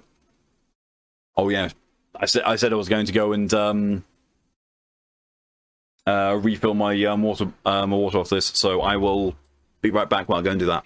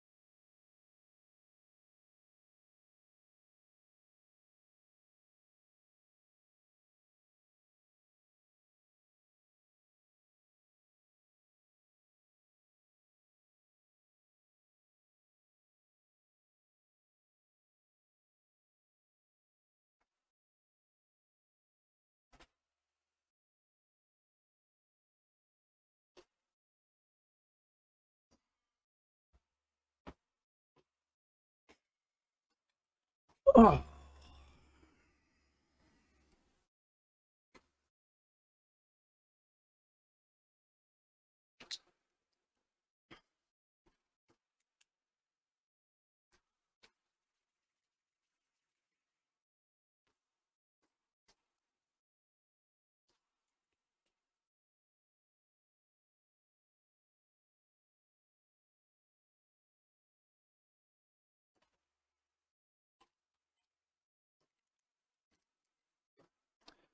Okay, I'm back. Sorry about that. A full water bottle all ready. Thanks DJ for the Submission. Just vetting. Yep. No, I have not read that one before. That goes on the list. Them. SCP 529. Okay. Let's pop that there.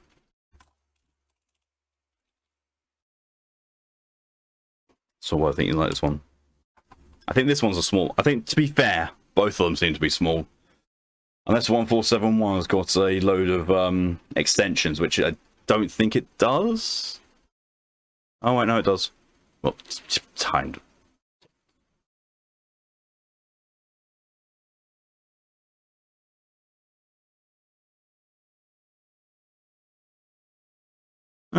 Okay.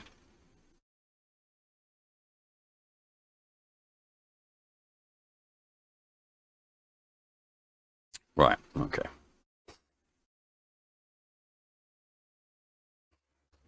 Okay. Item number, SCP-1471. Object class, Euclid.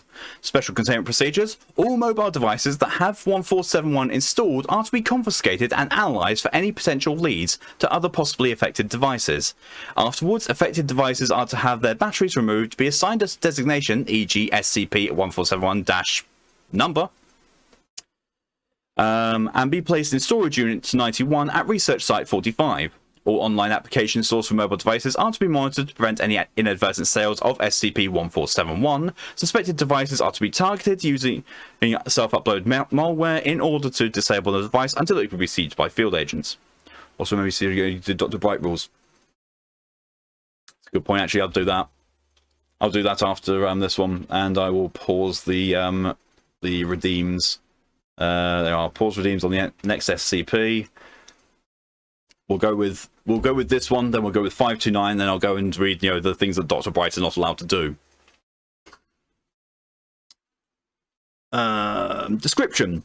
SCP-1471 is a free 9.8 megabyte application for mobile devices named Mallow version 1.0.0. Yes, it's Skullwolf. In online application stores, 1471 had no listed developer and is somehow able to bypass the application approval process to go directly to distribution. 1471 is also able to avoid removal by other program manager applications. After 1471 is installed, no icons or shortcuts are created for the application. 1471 will then begin to send the individual images through text messaging every 3 to 6 hours. All messages will contain 1471A either within the background or foreground. 1471A appears as a large humanoid figure with a canid-like skull and black hair. During the first 24 hours following the installation of 1471, the mobile device will receive images taken at locations commonly frequented by the individual. After 48 hours, the mobile device will receive images taken at locations that were recently visited by the individual. After 72 hours, the mobile device will receive images of the individual in real time, with 1471A appearing within close proximity to the subject. Individuals with less than 90 hours of exposure to these continuous images will begin... with greater than 90 hours of exposure to these continuous images will begin to briefly visualize 1471A within their peripheral vision, reflected surfaces, or a combination of the two.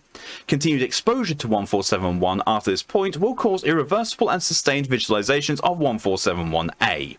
Individuals at this stage have reported periodic attempts made by 1471A to visually communicate with them, but fail to understand or comprehend these actions. Currently, the only known treatment to reverse 1471's effect is to eliminate the individual's visual exposure to these images prior to 90 hours after installation. To date, no apparent hostile activity has been reported regarding 1471-A. She just wants a friend. She just wants a friend. I look up 1471 and went, oh, it's the one that's got a lot of porn on it. Yeah. Yes.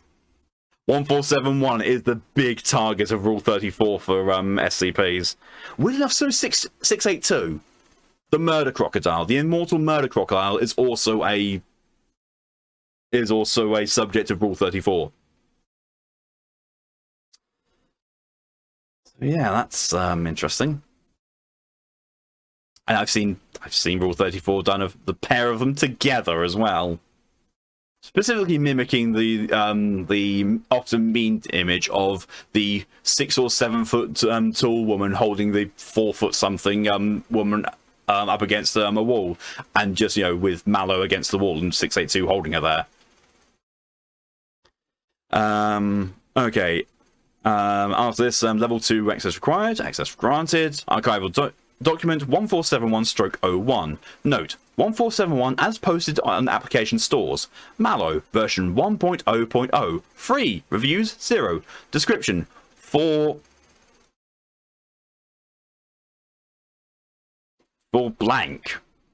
Never settle for those awkward feelings of being alone ever again. Mallow is an exciting and interactive experience that will keep you engaged and intrigued. The anxiety of social situations can be nerve-wracking, but after just a few hours of Mallow, you will soon forget all about those painful emotions of disappointment. Be part of the new craze that is quickly becoming the next social substitute. Remember, the more you participate, the more Mallow will engage you. Your experience is completely up to you. Absolutely no ads. Enjoy! And that's Mallow.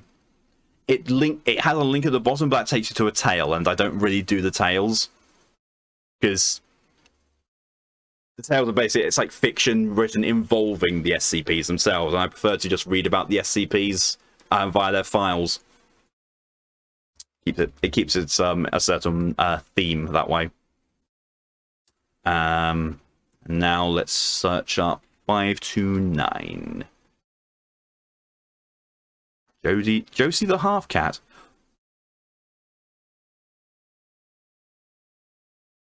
I don't recognize this one, but the color of the link indicated I've clicked on it before, so I've looked at this before. I have opened this page before,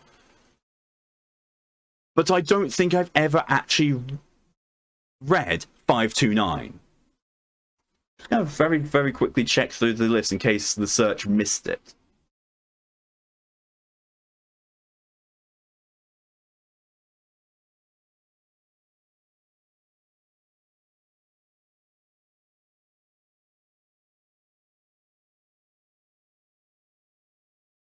No, I've never read this on stream. I don't know them. I do not know.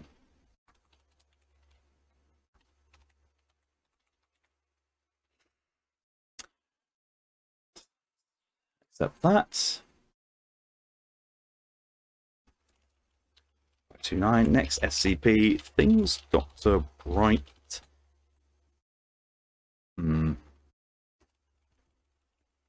Dr. Bright no-nos. There we are. That's close. Gudrun, hello and welcome. So any good ones thus far? Yeah, been a fair few ones that have been lacking a little bit compared to the usual fare. Like no outright abject creepy ones. There was a pokey one, which was unsettling. We just got done reading Mallow, and we're now on to 529. And because there's been just no submissions going on, and you know, hardly anyone here, just going to do the Dr. Bright rules after this. 507 is your favorite today. It was a good one.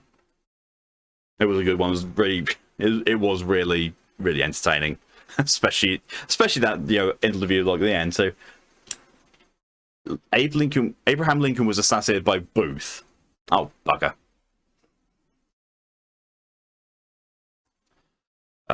So item number SCP-529. Object class safe. Special containment procedures. No special precautions have yet proven necessary. Josie is quite affectionate, and at this stage is free to move about the lower levels of the facility. Staff are not permitted to feed cheese to her. She will become distressed if not given sufficient cheese. Oh dear. Anyone's doing something today, that's all I'm spending points doing the challenge. In all honesty, people seem to have been doing things for the past few weeks. So, I don't know.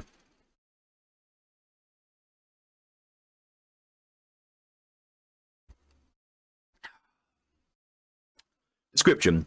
529 is a small house cat, Felis catus, with grey tabby markings. Parts of the animal to the rear of the end of the ribcage appear to be missing. The body terminates sharply as if sliced in two. In spite of this, the animal has no health problems and moves about as if its hindquarters were still in place. For example, walking takes place as usual. For some time after feeding, the animal makes motions as if to avoid itself of waste matter. The cross-section does not display the interior of the animal, but appears pure black to the eye and absorbs all non-visible wavelengths of light. It is slightly yielding to the touch, gentle stroking of the area sometimes yields a positive reaction, purring and so on, but more usually leads to the creature turning on the agent claws at the ready. Those scratched have experienced no abnormalities. Makes notes not to give cheap to Josie. We've got Josie the Burb and Josie the half-cat now. The hind regions do not appear to be invisible. A cursory examination will show that there are no hindquarters. DNA testing has shown the animal to be female. And that's it. That's 529. That is the entirety of SCP-529. Jeez. Right, okay. Things... Have I spelled right? Things Dr. Bright... There we go. The top result. Things Dr. Bright is not allowed to do at the Foundation. Right. Okay. Reading that.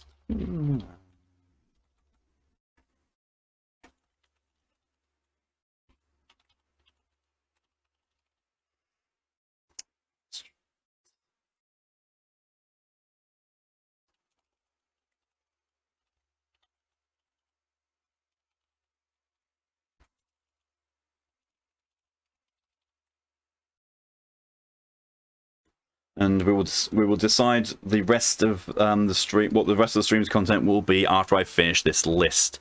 It is a list of 280 things with some sub things. This will so as I've read this before off stream, this does have links to certain other SCPs.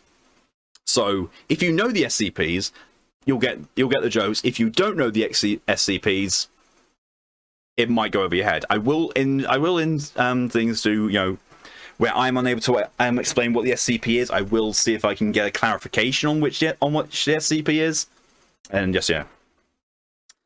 So, the things Dr. Bright is not allowed to do at the Foundation. Bear in mind, this is not canonical. This is just a fun list of joke stuff that is done. There is also adult content, apparently. I cannot remember what actually happens in it, but yeah, can be a bit risque. Revised list. Please note, no more additions are being allowed. This list is meant as a joke and not an actual depiction of how the character Dr. Bright acts. Number 1. Dr. Bright is not allowed to feed anything with peanut butter to Kane.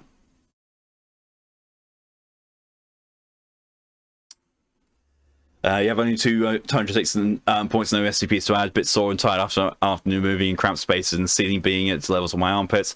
And I just got 400 more points, yet no SCPs. Though I think there was a small update to 729-J, which you have already covered. Ah, fair. No worries. Like, I'm not so much worried about the people who are here not submitting things. It's more the fact that there is a supreme lack of people, especially compared to previous SCPs streams and general streams in old streams recently, with two exceptions being the Path of Exile stream and the Ghostwire Tokyo stream. With the exception of those two, streams have been dead lately. Oh well. Got food, nice. 2. Telling new researchers that you can tame 682, the immortal murder crocodile, with a rolled up newspaper and a tummy rub is right out. 3. No longer allowed to challenge Able to unwinnable games like tic-tac-toe. It was 3 weeks before Able conceded a draw. Maybe because of vacation times, possibly. SCP-018 is not to be taunted. So 18. Oh, it's the Whammo Super Bowl.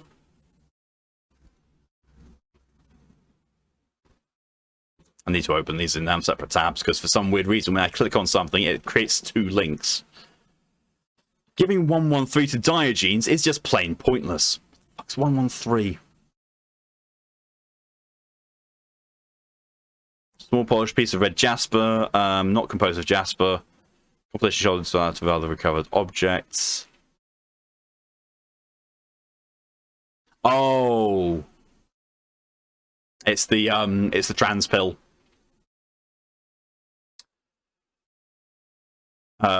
6. Attempting to disprove 343 is a horrible idea. Agents are still studying the resulting paperweight, supposedly so heavy that 343 should not be able to lift it. 7. While it is true that no one expects the SCP Inquisition, that is only because there is no such thing. Number 8. Dr. Bright is not the king of anywhere. Or queen. Number 9. SCP-963 is not to be used for recreational or procreational purposes. Don't fuck the SCPs. Hi, Fox. Hello. Yeah. Yeah, I don't even have a PS5 when I'm hot. Why, yeah. I know, you shoved in shit. One shit as well, so you'll be a while. True. Alright, see you later, Fox. Bye. Oh, Fox. Have you covered SCP-3000? Don't know. Let me have a look. I've covered one, or maybe two, series heads.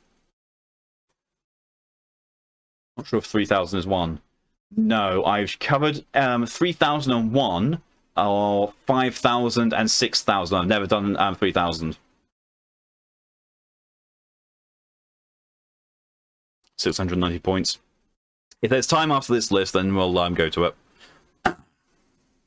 Although it is entirely possible... Sorry, number 10. Although it is entirely possible to use SCPs currently under control of the Foundation to create tentacle monsters, no. Subnote, not even if Dr. Palmer asks nicely. 11. There is no market for SCP brand pornography. Subnote, no, not even in Germany. You tell the people who have seen 1471 that. 12. Should not replace the buckshot in Dr. Clef's shotgun shells with any of the following: birdseed, confetti, cake sprinkles, sawdust, or glitter.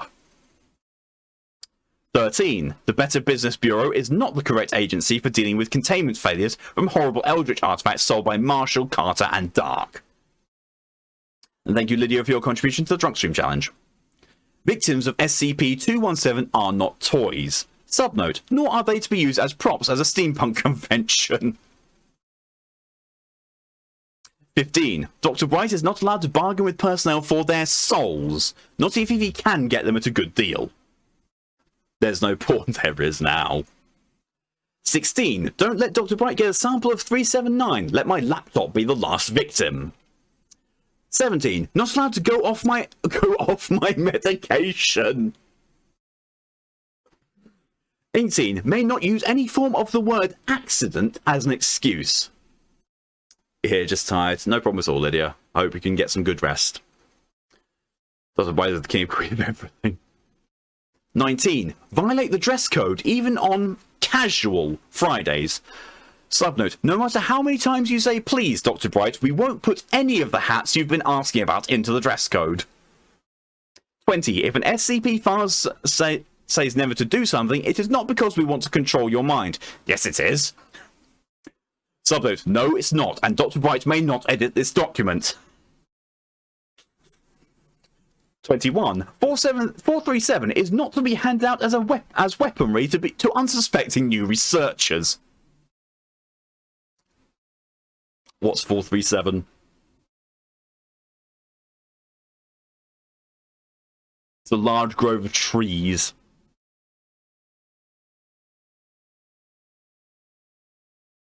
Oh, with blood, with blood testing. 22. Data redacted on O5 request, not even for recreational use. 23. Not allowed to send Nigerian-esque spam email to the Church of the Broken God. 24. Not allowed to lead a mobile task force. Stricken out against the UIU under any circumstances without inviting Dr. Clef. allowed to strike out at all. In fact, just stay 500 feet away from any mobile task force at all times. 25. Not allowed to end reports with the lyrics from the Fresh Prince of Bel-Air. Subnote 1. But is allowed to end the with lyrics from the safety dance. 2. The interpretive dance routine, however, is forbidden for the foreseeable future. 26. Dr. Bright is not allowed anywhere near a Renaissance festival. Subnote. Especially not with a D-class in garb. 27. SCP-963 is not a joy buzzer. 27. If a mind-controlling SCP is discovered, it is to be turned over to the proper authorities. It is not to be used to advance himself or others higher in the Foundation. Stricken out. Kondraki. 29. Dr. Bright is not a superhero of any kind, of any sort. Head of Public Relations. In charge of orientation for new staff. A Doctor of Psychology. Stricken out. A member of Psych Command. Made out of bacon. In possession of an IQ over 300. Head of SCP Review. Or a member of maintenance staff. Sorry boys, Dr. Bright is a member of Psych Command. It's usually best not to ask why. It's O5 Command you're thinking of. The Church of Protocol broke me. 30. There is no ethics committee. Subnote 1. And even if there was, does anyone believe Dr. Bright would be on it? Subnote 2. As anything other than a what not to do. 31. No longer allowed to make up Jodies for morning calisthenics. Subnote 1. Yes, this includes the Mickey Mouse Club song. 32. Dr. Bright is not allowed to apply 963 to any major political figures. Stricken out. Again. 33. Dr. Bright is not from an alternate timeline. Subnote 1. Dr. Bright cannot issue orders to preserve the timeline. Subnote 2. Or to corrupt the timeline. Subnote 3. Or to screw with those history nerds. 34. Dr. Bright is not allowed to challenge anyone to a duel and then give them SCP-572. 35. Dr. Bright is not allowed near SCP-5555-J in any way or any excuse. Remember what the miniature version did to Dr. L. 36. Dr. Clef and Dr. Bright are not allowed to interact without the presence of a responsible administrator. Subnote 1. Dr. Kondraki does not count as a responsible administrator. Subnote 2. Nor does Agent Strelnikov. Subnote 3. Or Dr. Mann. Subnote 4. In fact, let's just keep the two of them apart, period. 37. Chainsaws are not the solution to every question. Subnote 1. Nor is more chainsaws. Subnote 2. Or chainsaw cannons. Subnote to that, except for that one time, and yes, it was awesome. 38. SCP speed dating has never happened. Anyone who claims to remember such an event should report to Site Command for administration of Class A amnesiac. 39. Dr. Bright is not allowed to use any SCP to alter or affect the outcomes of any reality-based television shows, including but not limited to Survivor, Big Brother, Hell's Kitchen, American Idol, or any dating show on VH1. Fuck you, Chainsaw Cannon always works. Subnote 1. Not even if Dr. Wright's asked nightly. That might be Dr. Bright. 2. Subnote 2. No, it doesn't matter that they are both consenting adults, no matter how much either of them argue otherwise. Subnote 3. Dr. Wrights is not allowed to spank the monkey. Oh no, it is Dr. Wrights. Dr. Bright and Dr. Wrights. Right, yeah, they're two different people. Subnote 3. Dr. Wrights is not allowed to spank the monkey. Subnote 4. Nor is she allowed to shock the monkey. Subnote 5. Or anything else related to the monkey. Number 40. 082 is not to be given song requests, especially not Like a Virgin. Number 41. Accidentally spilling green gelatin on a dead body in the presence of the 05 was funny exactly once, and the smell of excrement exuding from 052's car keys spoiled the moment. Class A amnesiac's Regretti Forgetti sounds better. It does. Regretti Forgetti sounds so much better. Number 42. Dr. Bright is no longer allowed to utter the phrase more than 1,000 babies in the presence of any SCP personnel. Number 43. Nothing in the Foundation is rated over 9,000. Number 44, stop posting classified information on 4chan. 45, no using SCP-705 for personal gain. Subnote 1, auto-plant monitoring equipment. Subnote 2, and absolutely no giving them tons of extra play to just to see what they can make. That mecha was damned annoying. 46, if it involves doing something wrong, it isn't right. 47, if it involves something right, you did it wrong. 48, if Dr. Bright has to ask, it's above his clearance level. Subnote 1, if it's above Bright's security clearance, run. 49, Dr. Bright is not allowed to declare war on any country, thing, or person. Number 50, Foundation credit cards or expense accounts are not to be used to purchase pornography. Subnote 1, not even anomalous pornography. 51, Dr. Bright is not a marital aid and cannot refer to himself as such, especially on official documents. 52, Dr. Bright is not the Lord of Rodley Might. Subnote, and is hereby banned from playing Dungeons & Dragons making use of SCPs to simulate the real danger. 53, Dr. Bright is not allowed to go to fan conventions.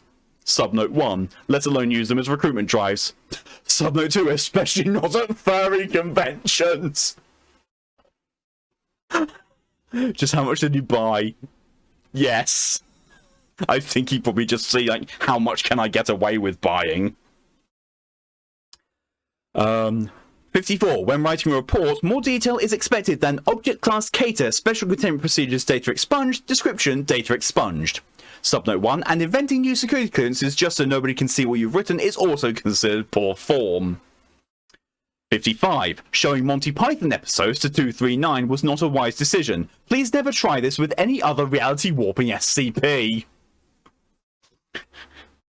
56. For the Emperor is not an acceptable justification for any decision.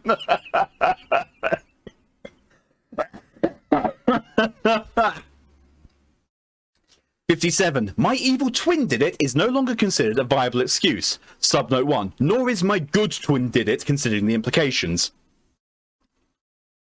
Oh, how's he not one of the D-boys yet? I know. 58. Yes, form trolls are annoying. No, they don't automatically become D-class personnel. 59. Dr. Bright is not allowed to send emails with mimetic hazards attached. Subnote, not even when replying to spam.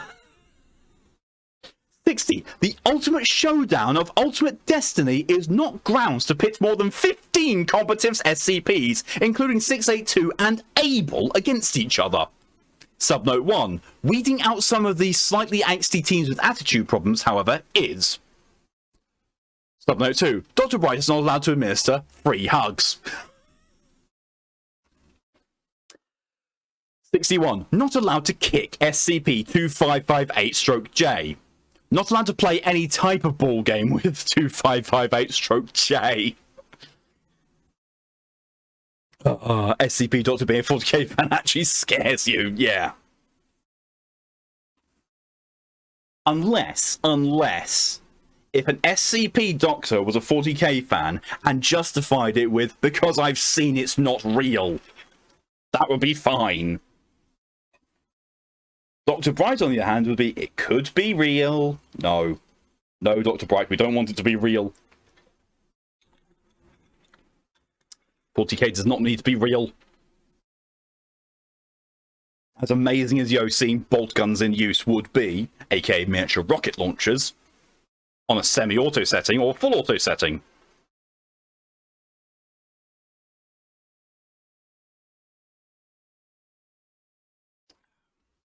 (62) Any proposal which includes the phrase metric fuckload is straight out denied.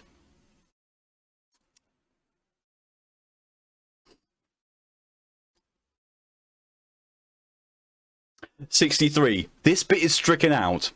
Instances of SCP-2558-JEX are not to be spooked when being held by members of O5. Revised to, no instances of SCP-2558-J should be anywhere near an O5, let alone SCP-2558-J-EX.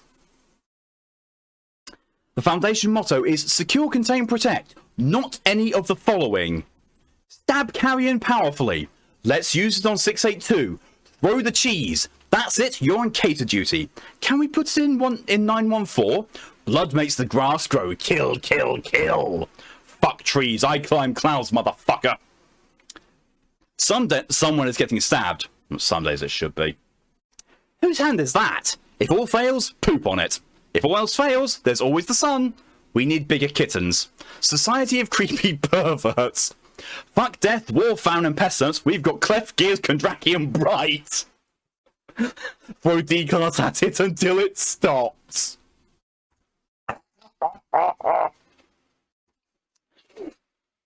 447 and dead bodies. Two great tastes and that taste great together. The FBI are a bunch of pansies. Who wants to see what I can make the president do in public? For the Horde! Science for the science god. Make sure to wipe your feet on 2558. When in doubt, feed it to 682. Slapstick clowns and puns. Drop the blanket now. Seduction, coitus, and pregnancy. We always need more DACA. Still alive and found the cake. Don't worry, 05 won't ever figure it out. Will it blend? Commies love us. Snap, crackle, and pop. God. Oh, laugh so much I've got my headphones. Blah. Technically don't need the headphones, but it's just in case I get a stream alert or something. Oh, God. In Bright's case, it would just mean chaos would be coming or coming in Slaanesh's case. You want Slaanesh to be real? You do not. Someone who uses a chainsaw as a vibrator is not a good role model. You're in tears. Number 65. Dr. Bright is no longer allowed to play Hippocratic Oath chicken with the medical staff. 66. A full minute of sun science means, my God, what did you do? Not please continue. I do not want to meet Dr. Bright. It would crack my mind. So thankfully, the canonical Dr. Bright is nothing like this. Dr. Bright, canonically, is someone who is come into possession of an amulet that basically allows him, when he dies, to transfer his soul, his being, his appearance to another body. Essentially, the amulet makes him immortal. So he is an actual member, he just hasn't done any of this kind of stuff, because this is all a joke, but still, it's fucking funny.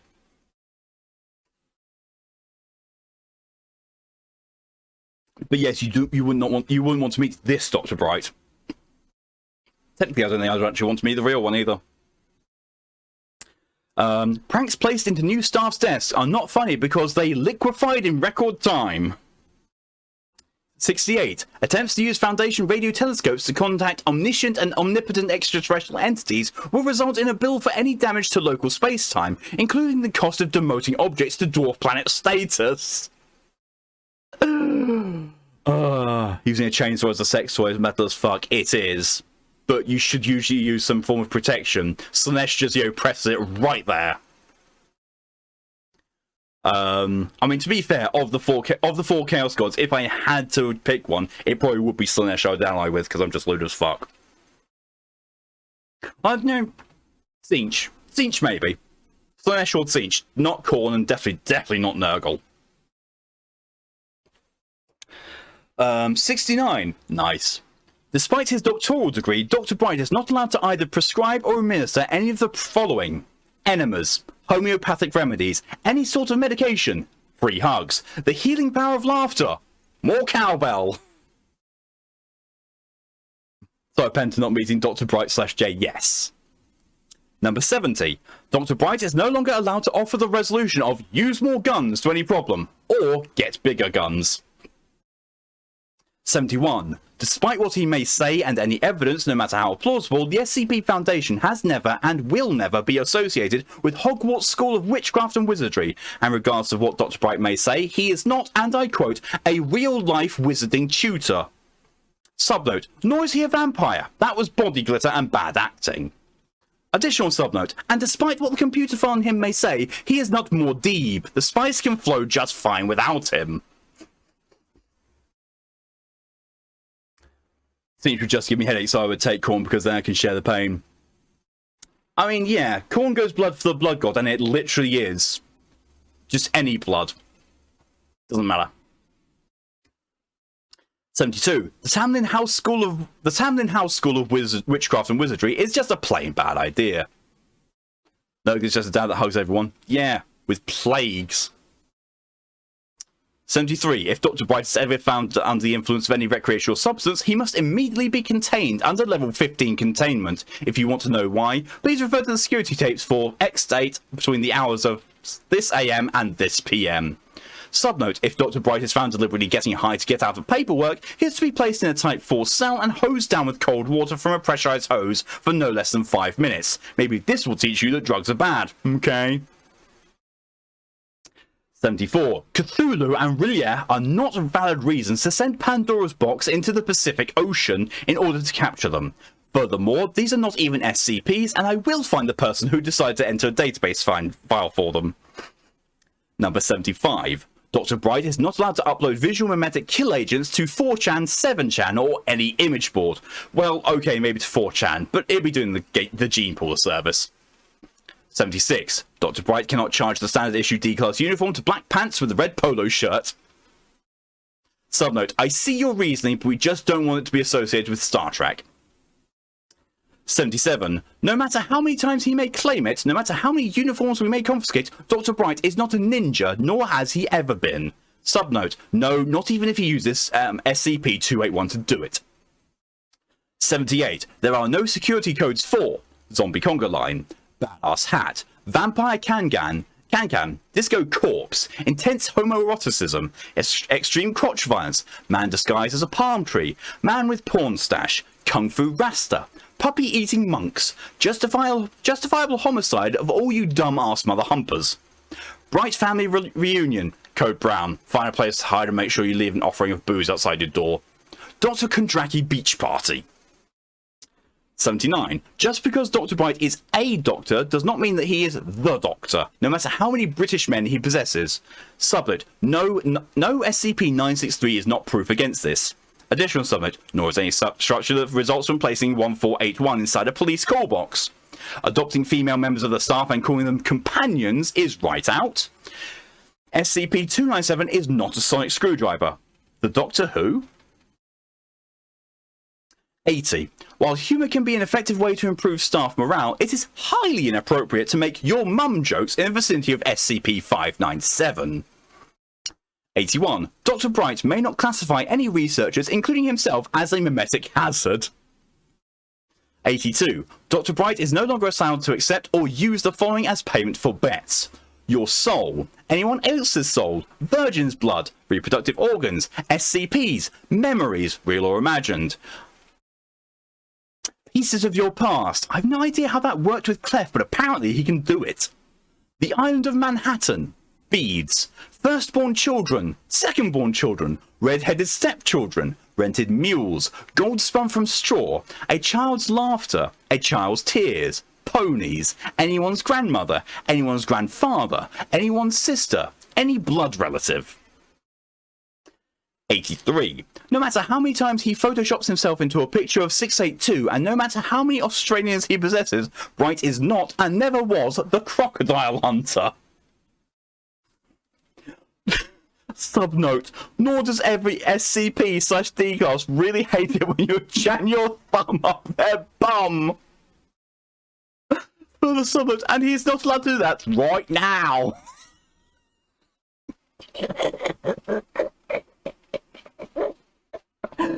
What the fuck? I forgot about a load of these. 84. As funny as incident 387/682-blank was, Dr. Bright is not allowed unsupervised access to SCP-387. Researchers are still trying to figure out how an animate model of 682 was so invulnerable despite only being made of just plastic blocks. 85. Dr. Bright is not allowed to tell new researchers experimenting on 168 to divide by 0, find the square root of -1, or find the last digit of pi using the SCP. Dr. Blank is still comatized, and 168 itself is quite displeased with the event. You hurt. I need to fit the dog's edition if we can't get up. 86. Dr. Bright is not allowed to use examples from Star Trek when administering Turing tests to artificial intelligences of any sort. Computer hardware does not grow on trees, damn it. 87. Dr. Bright is not allowed to plant SCP-2383-J into science labs. We're still picking up complaints from the office of Stephen Hawking. Subnote, no, not even for the good of science, or even as science for the science god. Dr. Bright is not allowed to refer to himself as such either. 88. Dr. Bright is not allowed to use 587 to reenact the locker scene from Men in Black, nor play Godzilla with its inhabitants. Subnotes, nor is he allowed to set himself up as a god to them. Testing between 786 and 587 is also banned. David and Goliath scenarios are just as harmful to the inhabitants as the Godzilla incident. Dr. Bright is not allowed to use 786 to simulate Dwarf Fortress. 89. Dr. Bright is not allowed to show 682 to any of the following. Oh no, to show this to 682. Any Uwe Boll movies. The Room, Troll 2, Manos, The Hands of Fate. Movies considered so bad they're good. Movies considered cult classics. You know what? Dr. Bright is just not allowed to show 682 any movies at all, ever. 90. Dr. Bright is not allowed to claim 041-J has breached containment and then leave a dining fork in the hallway. 91. Dr. Bright is not 05/blank/J. No such possession exists at this time. 92. Dr. Bright is not allowed to give SCP-239 a copy of any Harry Potter books. Subnote, what did you do? 93. Dr. Bright is not allowed to use 141 to give people parking tickets. 94. Dr. Bright is not allowed to send anything into the past, future, or to alternate dimensions. 95. Dr. Bright is not allowed to accuse people of being duplicates of himself with the intention of having them terminated, unless they actually are duplicates of himself. Subnote, Dr. Klepp is not allowed to convince people Dr. Bright isn't a copy of him. 96. Dr. Bright may not put a cup of orgasm from 294 through 914 on the very fine setting. Subnotes, given the results of requesting a cup of Dear God No, Dr. Bright is no longer allowed to use 294 directly or outside of approved testing. Given that he asked another staff member to request a cup of Explodium from 294 to see what would happen, Dr. Bright is not allowed to ask other staff members to access SCPs for him, no matter how instructive, funny, or helpful the results would be. The only exception to this is SCP-963. 97. Dr. Bright is not allowed to make, accept, or take a rake off on bets concerning XK class end of the world scenarios. 98. Dr. Bright is no longer allowed access to SCP-732 infected documents along with 239. MTF Lambda 2 has been dispatched to contain Chowderclef. 99. Dr. Bright is not allowed to organise, authorise, or create in any form a Foundation Demolition Derby starring SCPs 2383-J, 708, 666-J, 2558-J, 1543-J, 2041-J, 2103-J, 968, 462, 115, and 225 for the grand finale. No, just no, even if you try to throw in 682, try and disguise it as a termination attempt. Bright discovers the work of Terry Pratchett. This thought scares me. 100. Stricken out. Dr. Bright is not allowed to get on the PA system at Site 19 and announce that he just won the game. Outside stricken out. You know what? Dr. Bright is just never allowed on the PA system for any reason ever.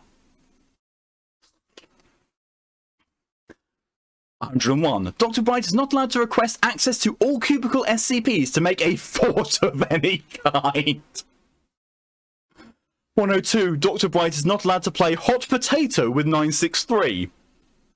103. Dr. Bright is not allowed to arrange, schedule, advertise, promote, or sell tickets to cage matches between any SCPs. Stricken out was Able and 682. 104. We don't care how many O5s agree to it and how many precedents there are. Dr. Bright is not allowed to pet an SCP. Oh no, not allowed a pet SCP. Well, that's worse. 105. Dr. Bright is not allowed to combine a cadaver infected with 008 with SCP-217. 106. Doctors Bright and Clef are no longer allowed to engage in any activity involving any amount of super balls. Subnote. Also, the aforementioned are not to compel anybody into conducting such activities for them. It's force of containment. Yes. 107. Challenge accepted is not a valid excuse for anything. 108. Dr. Bright is not allowed to lease out 002, especially if he includes the option to buy. 109. Dr. Bright is not allowed to dress up as Joseph Stalin and ambush Agent Stresnikov in the hallways. Subnote. Actually, Dr. Bright shouldn't be allowed to dress up as any communist dictator. There's no way it could end well. 110. Dr. Bright is not to be allowed access to the cafeteria menu at all, nor is he to get anyone else to access it for him, directly or indirectly. 111. Dr. Bright is not allowed to introduce small children to the giving tree. 112. Dr. Bright is not allowed to borrow 159 for his office. 113. This bit's stricken out. Dr. Bright is not allowed near any carbonated beverages while in possession of Mentos branded mints. The last time this happened, he somehow managed to cause an earthquake in the east coast of the United States. Out of strikeout, Dr. Bright is not allowed to claim responsibility for earthquakes and other natural disasters unless he is actually responsible for them. 114. Dr. Bright is not allowed to dare anyone to play peekaboo with either SCP-569 or SCP-173. 115. When ordering things online, send them to PO Box blank and not directly to Site 19. He had 3 postmen show up at the front door. How did they even find us? Dr. Bright is not to give directions to Site 19 to non-Foundation personnel. 116. Dr. Bright is no longer allowed to give navigational directions anywhere, especially to Foundation personnel. 117. The SCP Foundation does not have any such position as Chief Defenestrator. Subnote. Wrong. Stricken out. And a natural subnote. Agent Clef is not allowed to create new possessions. 118. Any proposed containment procedure that includes the phrase giant robot is to be automatically rejected. 119. Excessive force is not the same as the force. Therefore, using it does not make Dr. Bright a Jedi. What? 120. Dr. Bright is not allowed to use SCP-914 to craft items from Team Fortress 2. Subnote. Yes, a medigun would be a useful tool for the Foundation medical staff. No, we are not going to waste any more SCP-500 attempting to make one, especially not after Force 27. Dr. Bright is not allowed to use 914 to craft items from Minecraft either. Also, your diamond pickaxe has been confiscated. 121. Dr. Bright is not allowed to tell future hosts that you are about to become very bright. Subnote, and he can't tell anyone that possession is 9/10 of the law. Dr. Bright is not allowed to refer to D-class personnel as extra lives.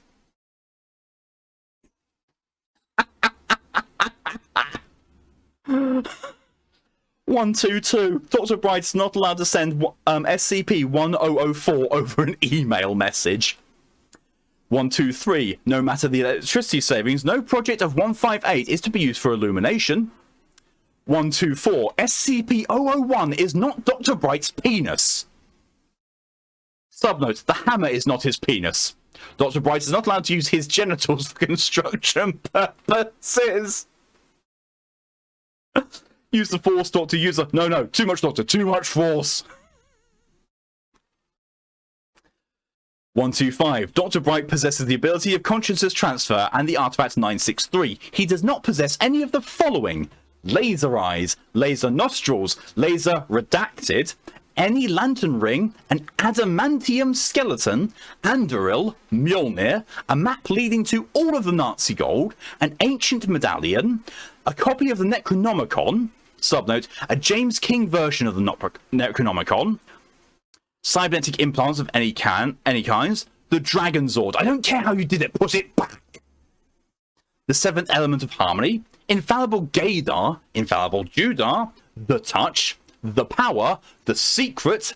Telepathy. Telekinesis. The original filming model of any fictional spacecraft. Leet hacksaw skills, in Leet speak. The Sixth Sense. The ability to distinguish between butter and I can't believe it's not butter.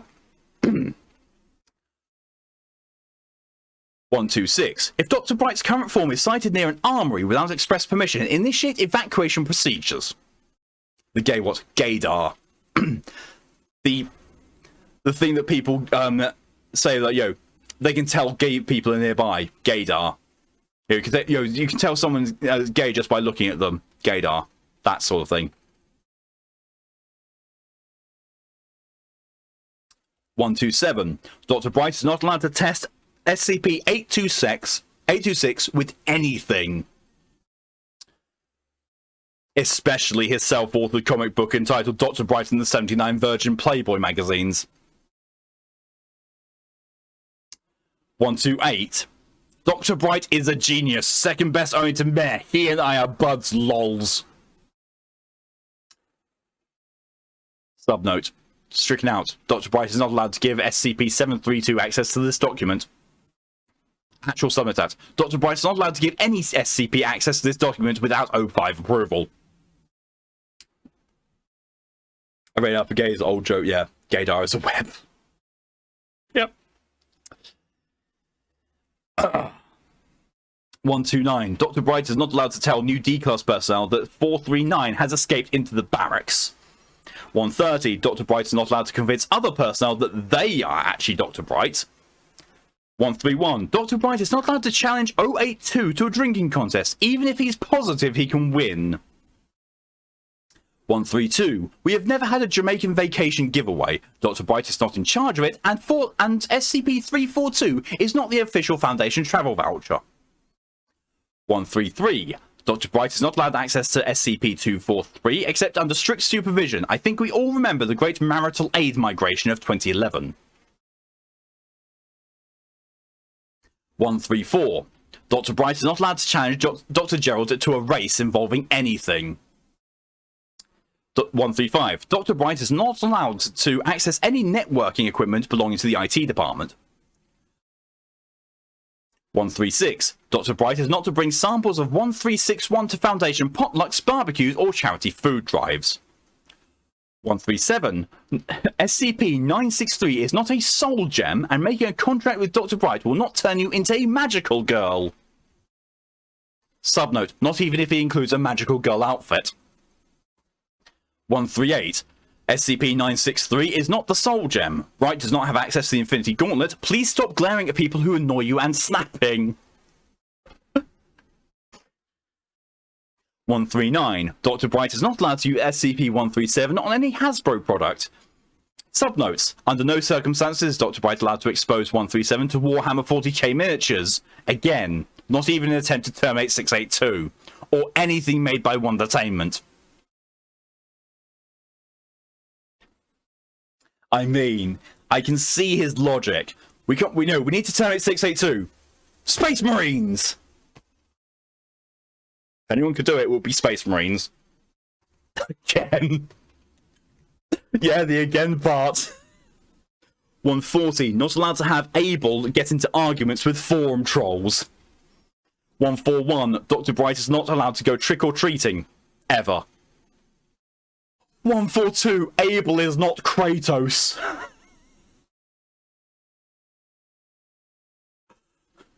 143. Dr. Bright is no longer allowed to produce, create, or remind staff of SCP Robot Wars.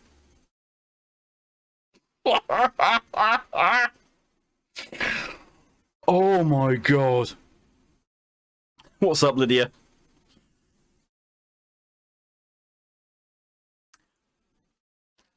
144. Copies of SCP-1981 are not to be submitted to America's Funniest Home Videos, or posted on YouTube, or on YouPorn, or to Tosh.0.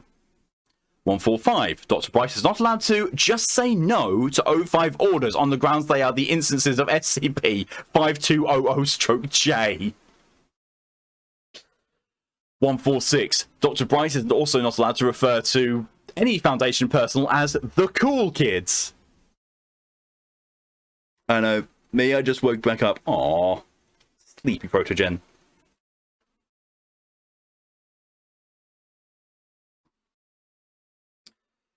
147. Dr. Bright is not the final boss of anything. Here's how he is Kratos now. 148. Dr. Bright has not won the internet and is not authorized to declare that any other individual has done so. Subnote, nor is he allowed to claim or distribute instances of SCP-335 under said premise. 149. Dr. Bright is not allowed to take SCP-1187 for a morning ride. 150. Dr. Bright is not allowed to submit any incident reports to the Darwin Awards, not even if you are sure it would win. 151. Dr. Bright is not allowed to teach SCP-1370 to play multiplayer video games. It was not an improvement giving it the vocabulary of the average preteen blank player, or introducing it to the concept of teabagging. 152. The iPods do not need hats, bow ties, or any other form of clothing. They do. They do. 153. Dr. Bright is not allowed to use expunged data in SCP reports as Mad Libs. 145. Robo-Dude is not a piece of the broken god. 155. Dr. Bright is not allowed to create an anatomically correct body pillow modeled after SCPs 173, 105, 999-J, 076-02, or Dr. Crow. 156. The following are not appropriate sources for D-Class personnel.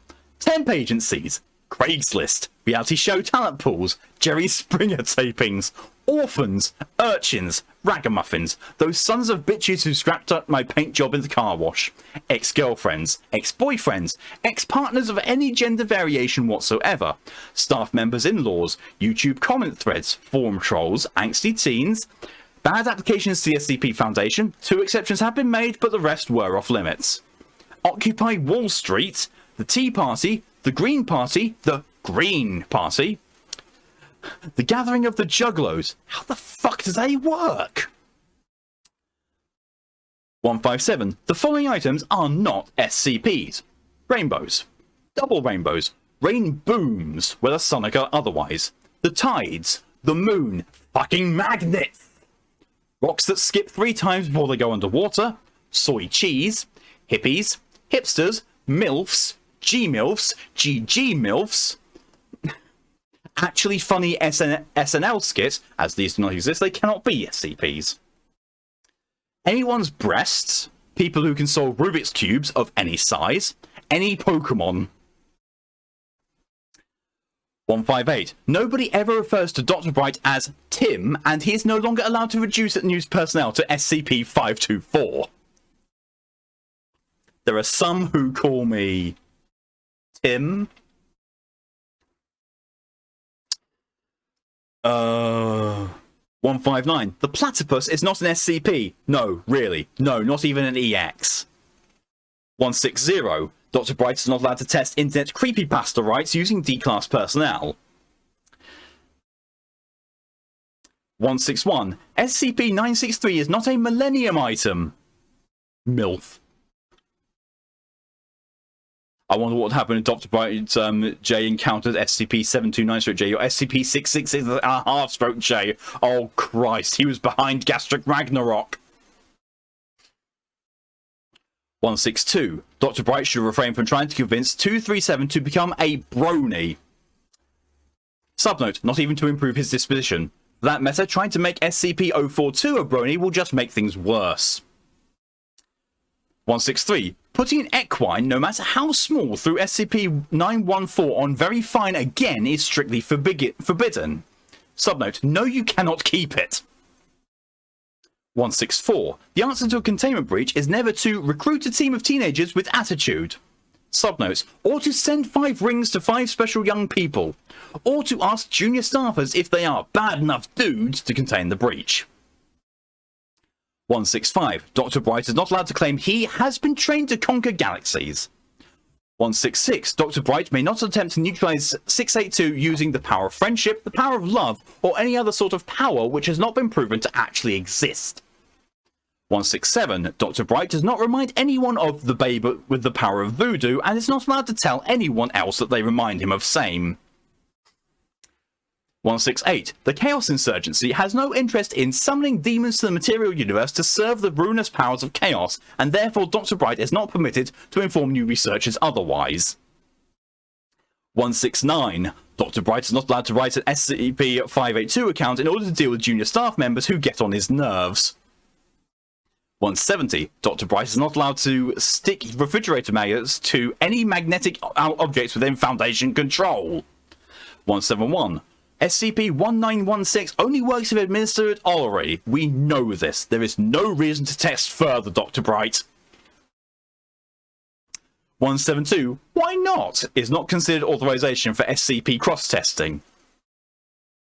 173. The Foundation has known mobile task force dedicated to the capture and containment of forum trolls. Subnote. Dr. Bright is not allowed to found a new mobile task force dedicated to the capture and containment of forum trolls.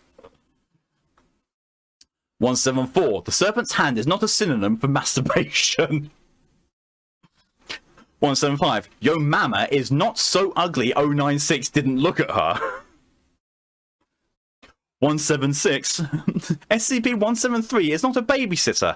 Having SCP-173 play Where's the Baby is downright cruel, not, as Dr. Bright claims, expletive hilarious. 177. Dr. Bright is no longer invited to the annual Foundation holiday party. Subnote. Dr. Bright is not allowed to host his own Foundation holiday party. The Foundation holiday party is cancelled indefinitely. 178. 682 does not have a Wondertainment logo stamped on its upper palate, or on its posterior. 179. Playing the song Thriller in the presence of SCP-008 victims is expressly forbidden. Subnotes. Letting out SCP-008 victims and punching them to simulate Minecraft is also forbidden. Pushing several agents in front of 008 victims to simulate Resident Evil is not a valid excuse either. Dr. Bright is no longer allowed near victims of SCP-008. 180. 682 will not be sated by the ritual sacrifice of a virgin. 181. Filming, directing, or performing in celebrity sex tapes are not appropriate work assignments for Mr. Deeds. Welcome back on PC, Lydia. I would say plug the phone in, but that just made my brain go right in the gutter.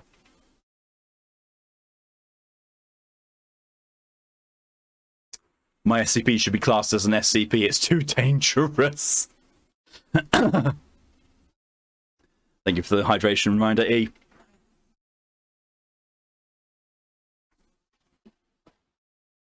Wait.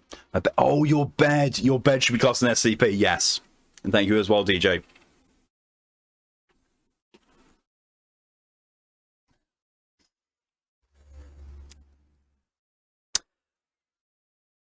(182) Anything involving the words elephant source, Site 19. Anything involving the words elephant source. Site 19 is still recovering from the last incident. 183. I took a little junk in the trunk. It's not valid authorization to feed 1575-1 to an elephant. 184. Dr. Bright is under no circumstances to attempt possession of 682. 185. I touched SCP-1543 a little while ago is not a valid excuse for any containment breach. 186. Dr. Bright is not to use this list as a resume. Mouth hurts from laughing. Same.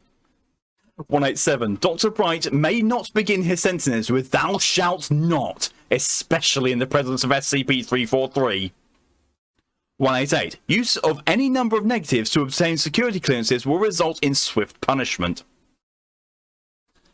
189. Dr. Bright is not allowed to recreate any experiments seen on the television program Mythbusters using any SCP. Subnote, especially not if he can do it better.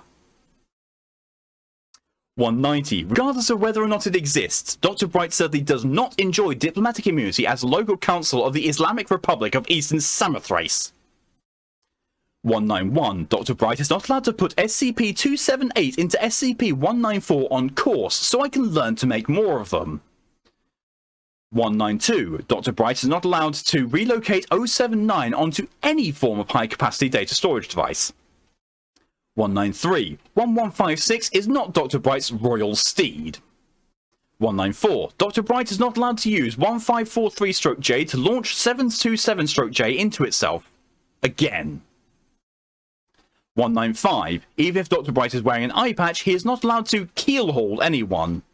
Subnote. Not even on Talk Like a Pirate Day. Talk Like a Pirate Day is not allowed to be celebrated at site blank. Any personnel violating this rule will be severely disciplined. There is no such thing as Talk Like a Ninja Day, and Dr. Bright is not allowed to create it. 196. Introducing SCP-682 to 002 just to see what will happen is not recommended. Don't even think about it. Subnote. I said stop thinking about it. 197. Dr. Bright is no longer allowed to interview new personnel. Subnote. Especially not if they ask for him. 198. Dr. Bright is not Kenny. We also ask new researchers and Bright to stop referring to him or self as such. Think about just stretching my joints, popped my muscles cramped for a second. That felt weird. Oh yeah, I know those ones. 199. Dr. Bright is not allowed to play SCP Roulette with 173, a light switch, and any combination of D-Class and new personnel.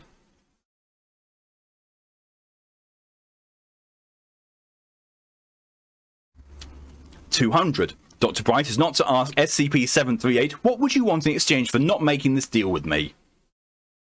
201. Dr. Bright works for the SCP Foundation, not the Terminus Foundation. He does not possess a degree in psychohistory. Subnote, and no group of interest is the second Foundation. 202. The fact that SCP-682 regenerates all lost tissue does not make it an infinite hamburgers machine. Subnote, most especially because they tasted horrible. 203. Dr. Bright is not allowed to use SCP-127 to place projectiles under his pillow for the Tooth Fairy to give him money. 204. Dr. Bright is not allowed to use SCP-252-ARC on any person or organisation affiliated with Westboro Baptist Church. Subnote. Dr. Bright is not allowed to attempt to sick the Horizon Initiative on any above religious organisation. Dr. Bright may not request a pool of D-Class recruited solely from members of the above religious organisation. Why not? I think that's a good idea. 205. The Manor Charitable Foundation does not host an annual Labour Day telethon, and Dr. Bright is not allowed to offer the services of Foundation employees as performers or phone bank operators for such. 206. Dr. Bright is not allowed access to Popular Science magazine. That how-to point section is way too dangerous for Bright to see now they've shown how to create cyborg cockroaches. Red, hello and welcome. There are a lot of anti-fun losers in the Foundation. I see. I'm with you, Dr. Bright. 207. Dr. Bright is not allowed to go on crusade, subnote, or on jihad. Dr. Bright is not permitted to issue fatwas against anyone or anything. 208. Dr. Bright is no longer allowed to declare, after 10,000 years, I'm free. It's time to conquer Earth, upon a seemingly new host.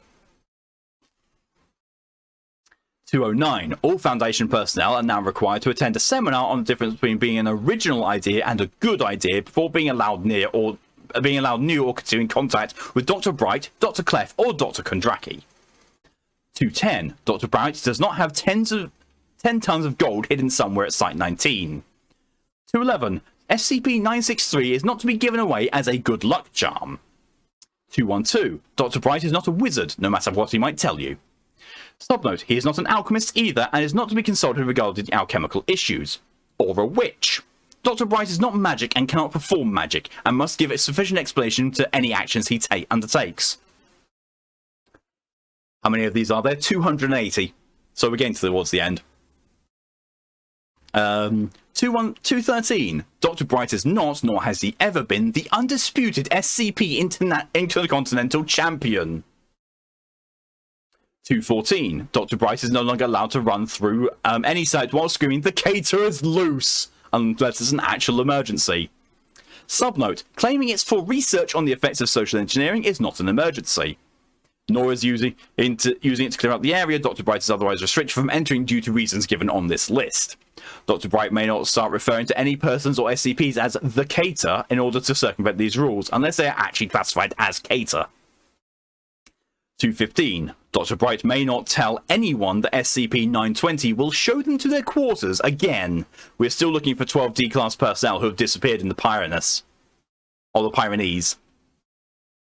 216. Dr. Bright may never attempt to ingest SCP-184 to win a pie-eating contest, nor any other kind of eating or drinking contest. 217. After what happened last month, Dr. Bright is not allowed to watch Firefly ever again. I think most of the people involved that are still alive are still in the psychiatric ward. Subnote. Dr. Bright is not a browncoat, and we can stop the signal. Dr. Bright is a leaf on the wind. Watch him still soon. Okay.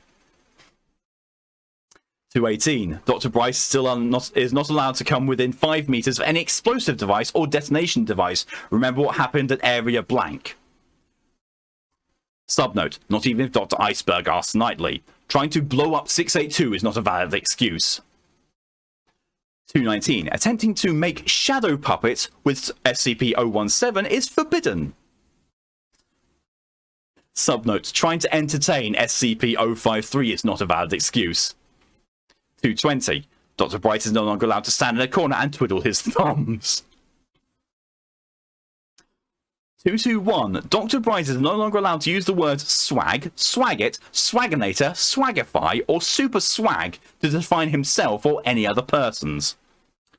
222. YOLO is not an excuse for anything, most especially because it does not apply to him. Subnote, neither is why not?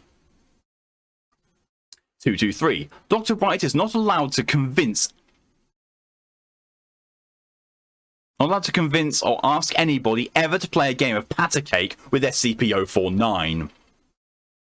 224. Dr. Bright is not allowed to ask Mr. Dees to do any of the things on this list. But Dr. Bright can only have that vessel once. True. 225. Stricken out. Dr. Bright is not allowed to bring chocolate into a restroom. The full thing. Dr. Bright is not allowed to bring food into a restroom.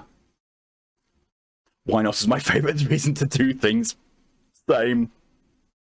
226. Dr. Bright is not allowed to speak in a voice resembling a movie character.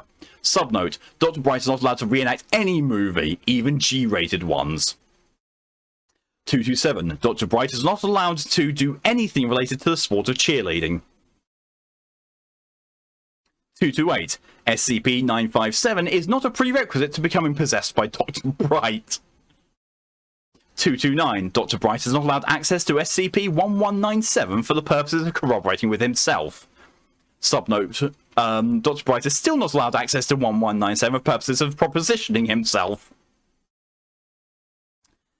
230. As of 9/26/20-something, Dr. Bright is not allowed access to any hotel for any reason. Site blank budget does not allow for extra cleanup fees, especially not as a result of Dr. Bright's actions. 231. Dr. Bright is no longer allowed to say everything that Bright touches is our kingdom. Jesus. 232. Dr. Bright may not attempt to digitally enhance any of the original Star Wars movies. 233. Dr. Bright is not allowed to use this list as a to-do list.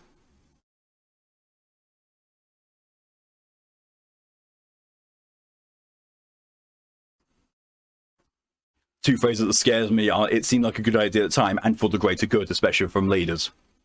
Yep. 234. Dr. Bright is not L. Ron Hubbard incarnate and is not allowed to tell personnel otherwise. 235. Dr. Bright is not Sherlock Holmes and is not allowed to say what he thinks a person's appearance means about them to any reality-bending SCP. Subnote. Dr. Bright is not allowed to cause a containment breach of any kind just so he can have a case. Neither is he allowed to convince anyone to be Watson. 236. Dr. Bright may not urge bereaved staff members to look on the bright side.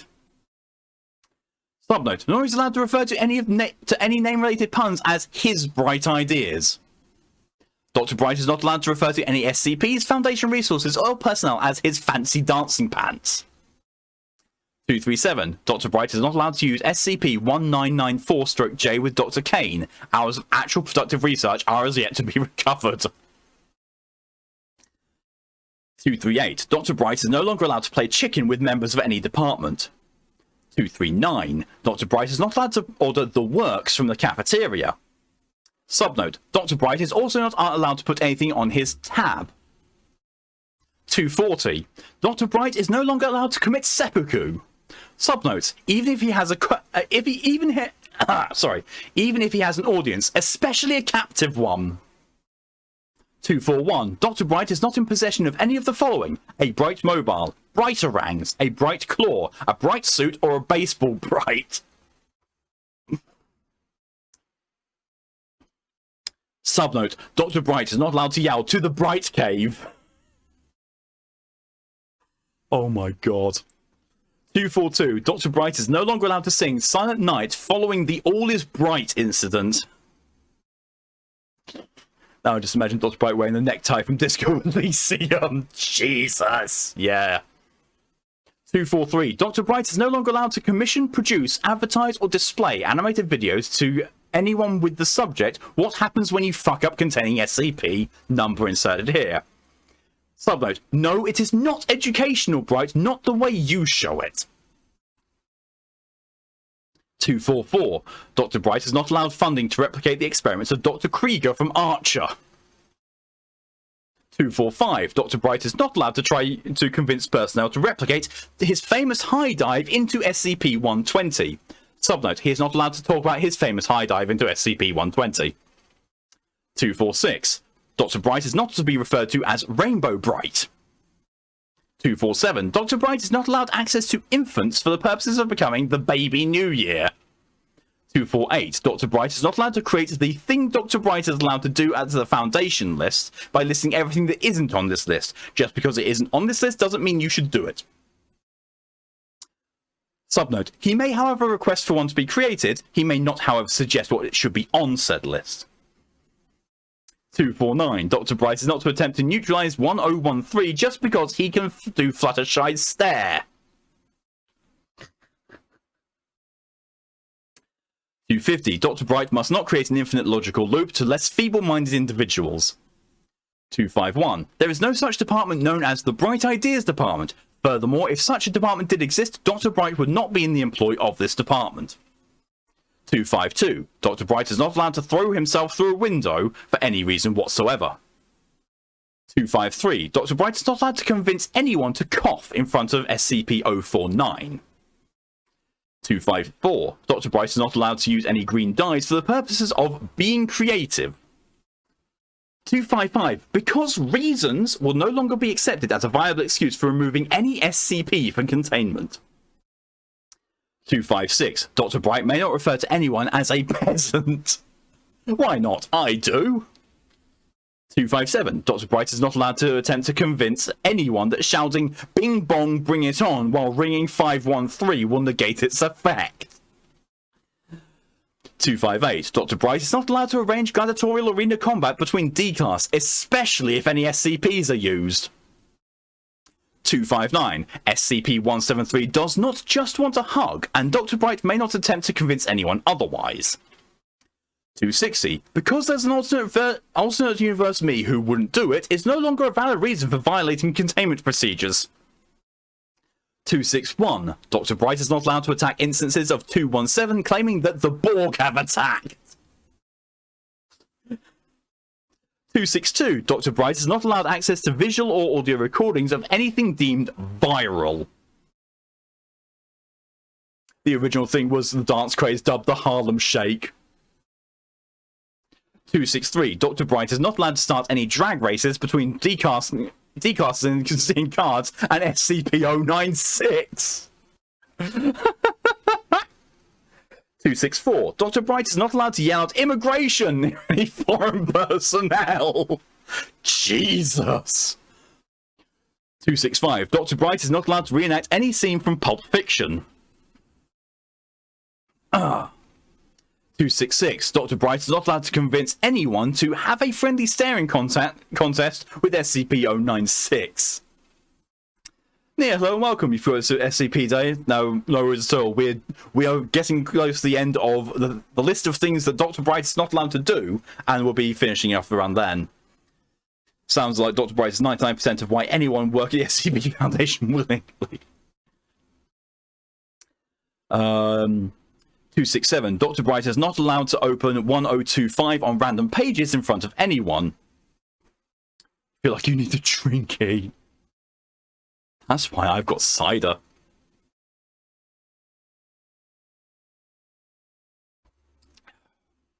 Mainly yeah, because we only got 5 SCPs in the racking over the thing, and the audience was kind of low.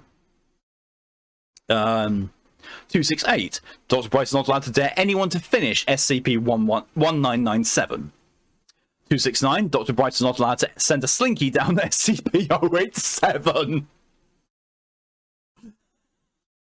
270. Dr. Bright is not an instance of SCP-1000 and is not allowed to claim otherwise. Subnote, especially not when using the body of a primate.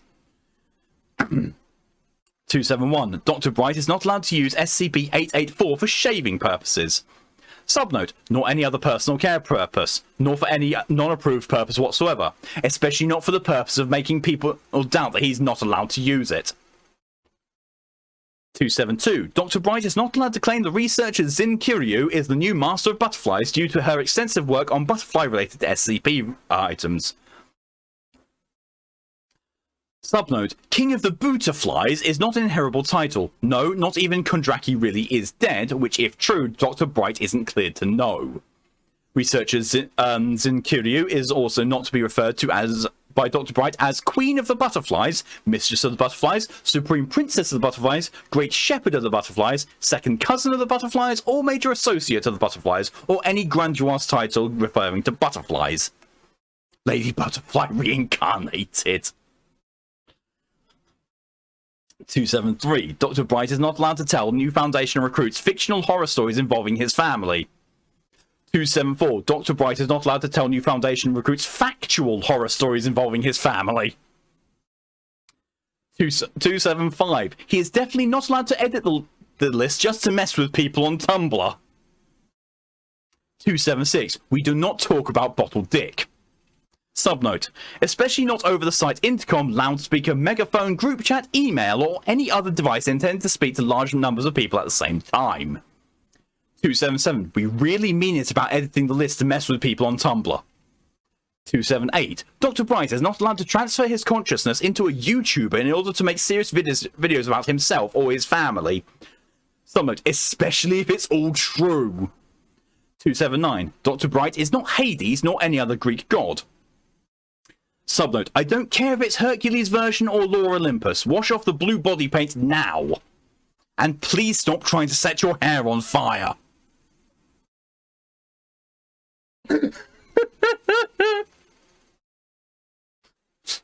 280, the final one. There are no plans to shut down any site to prevent COVID-19 infection. Subnote, that being said, if certain staffers do not start washing their goddamn hands after using the bathroom, Dr. Bright has full permission to be himself at them. I'm looking at you, Magnus. Bottled dick sounds both painful and gross. It does. It really, really does. Jesus.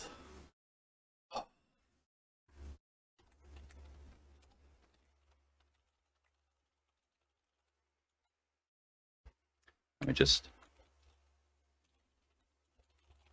put that in. Just going to be finishing up now. Let's just edit this now. SCP. No. Awesome. Let me just see. I need to put myself some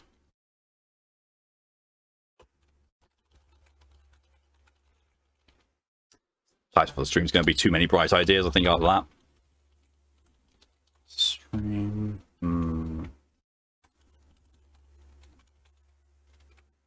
I think I actually need to remember to do. Oh, yeah.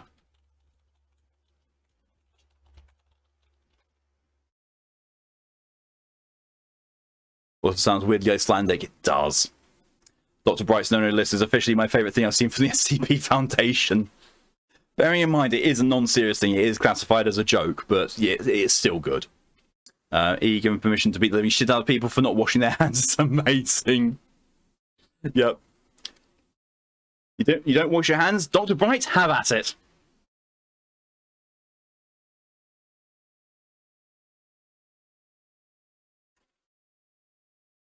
I think, yeah. I don't think there's anything else I need to remember to do. Done my Art Nights dailies. I did my Genshin dailies. I did too much. I did more than Genshin than I thought I would. I'm probably going to be going on Final Fantasy 14 afterwards. No, I don't think there's actually anything I need to remember to do after stream for once. Apart from turn off the SCP redeem. So yeah. I was about to turn over to the full screen version of me, but that technically doesn't work at the moment because this webcam view here is technically a different one. It's a different source from the other one because I didn't realize at the time that I could make it different sizes while being the same thing. So yeah, to prevent conflicts, I have to disable the other, the main webcam and then activate this one. At some point, I'll just make it universal. Oh wait, no, I think I found out that if I have the same webcam active on 3 different things, it just completely screws up OBS. Don't know why. I think the ones I like most are the different Foundation models, like Blood Makes the Grass Grow, Kill, Kill, Kill, and the Dr. Bright's Not the Crocodile Hunter, no matter how many times he photoshopped himself into place with the SCP-682. Yeah. You just got Sleepy as Fact. The Broken Gods and Chainsaw. Yeah, those are great. Those were really great. I'm glad I got to do that. I'm glad I got to do that because I've been wanting to do that for a while now. And I was committing myself to sitting and recording that on my own, but as you saw, that was over an hour of going through that list, and without me streaming, it's very difficult for me to just sit and talk and read something out loud for an hour with no one to interact with. It's really difficult. Excuse me, which is why when I get around to doing the recording of the SCP streams, it never got uploaded and just, the VODs got deleted because I didn't think it was going to be that popular and people wanted to look back on them.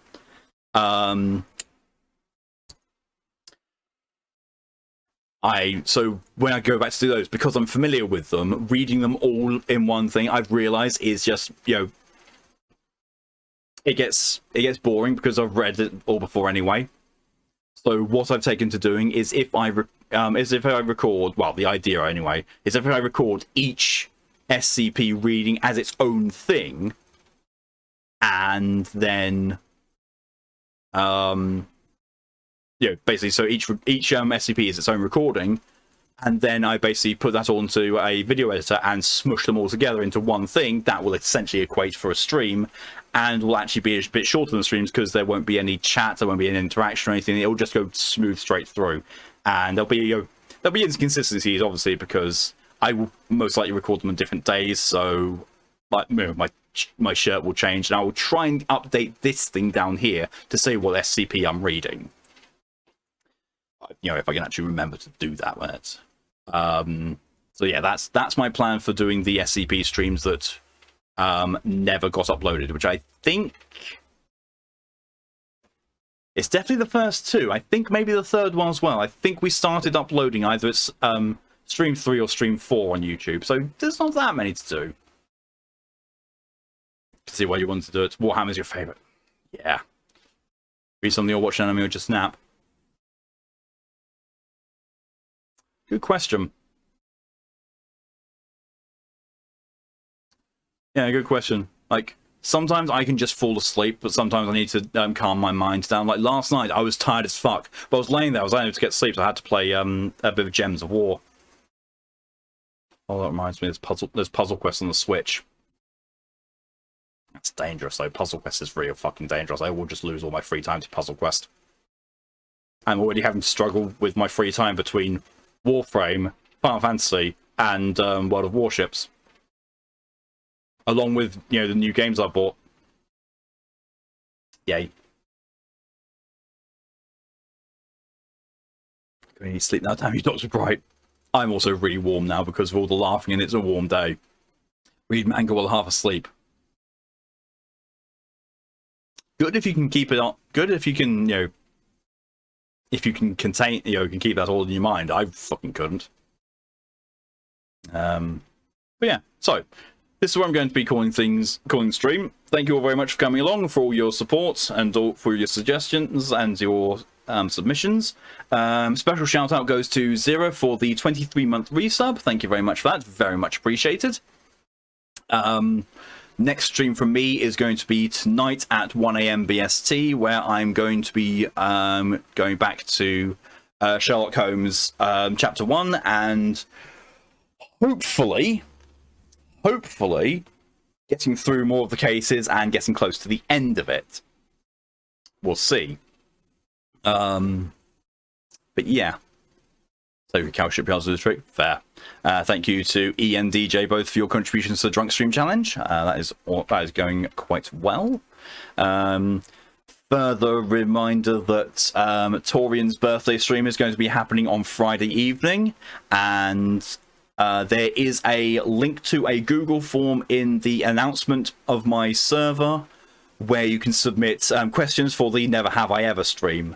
If you basically want to either learn more about the three of us, or see how drunk you can get us, or whatever.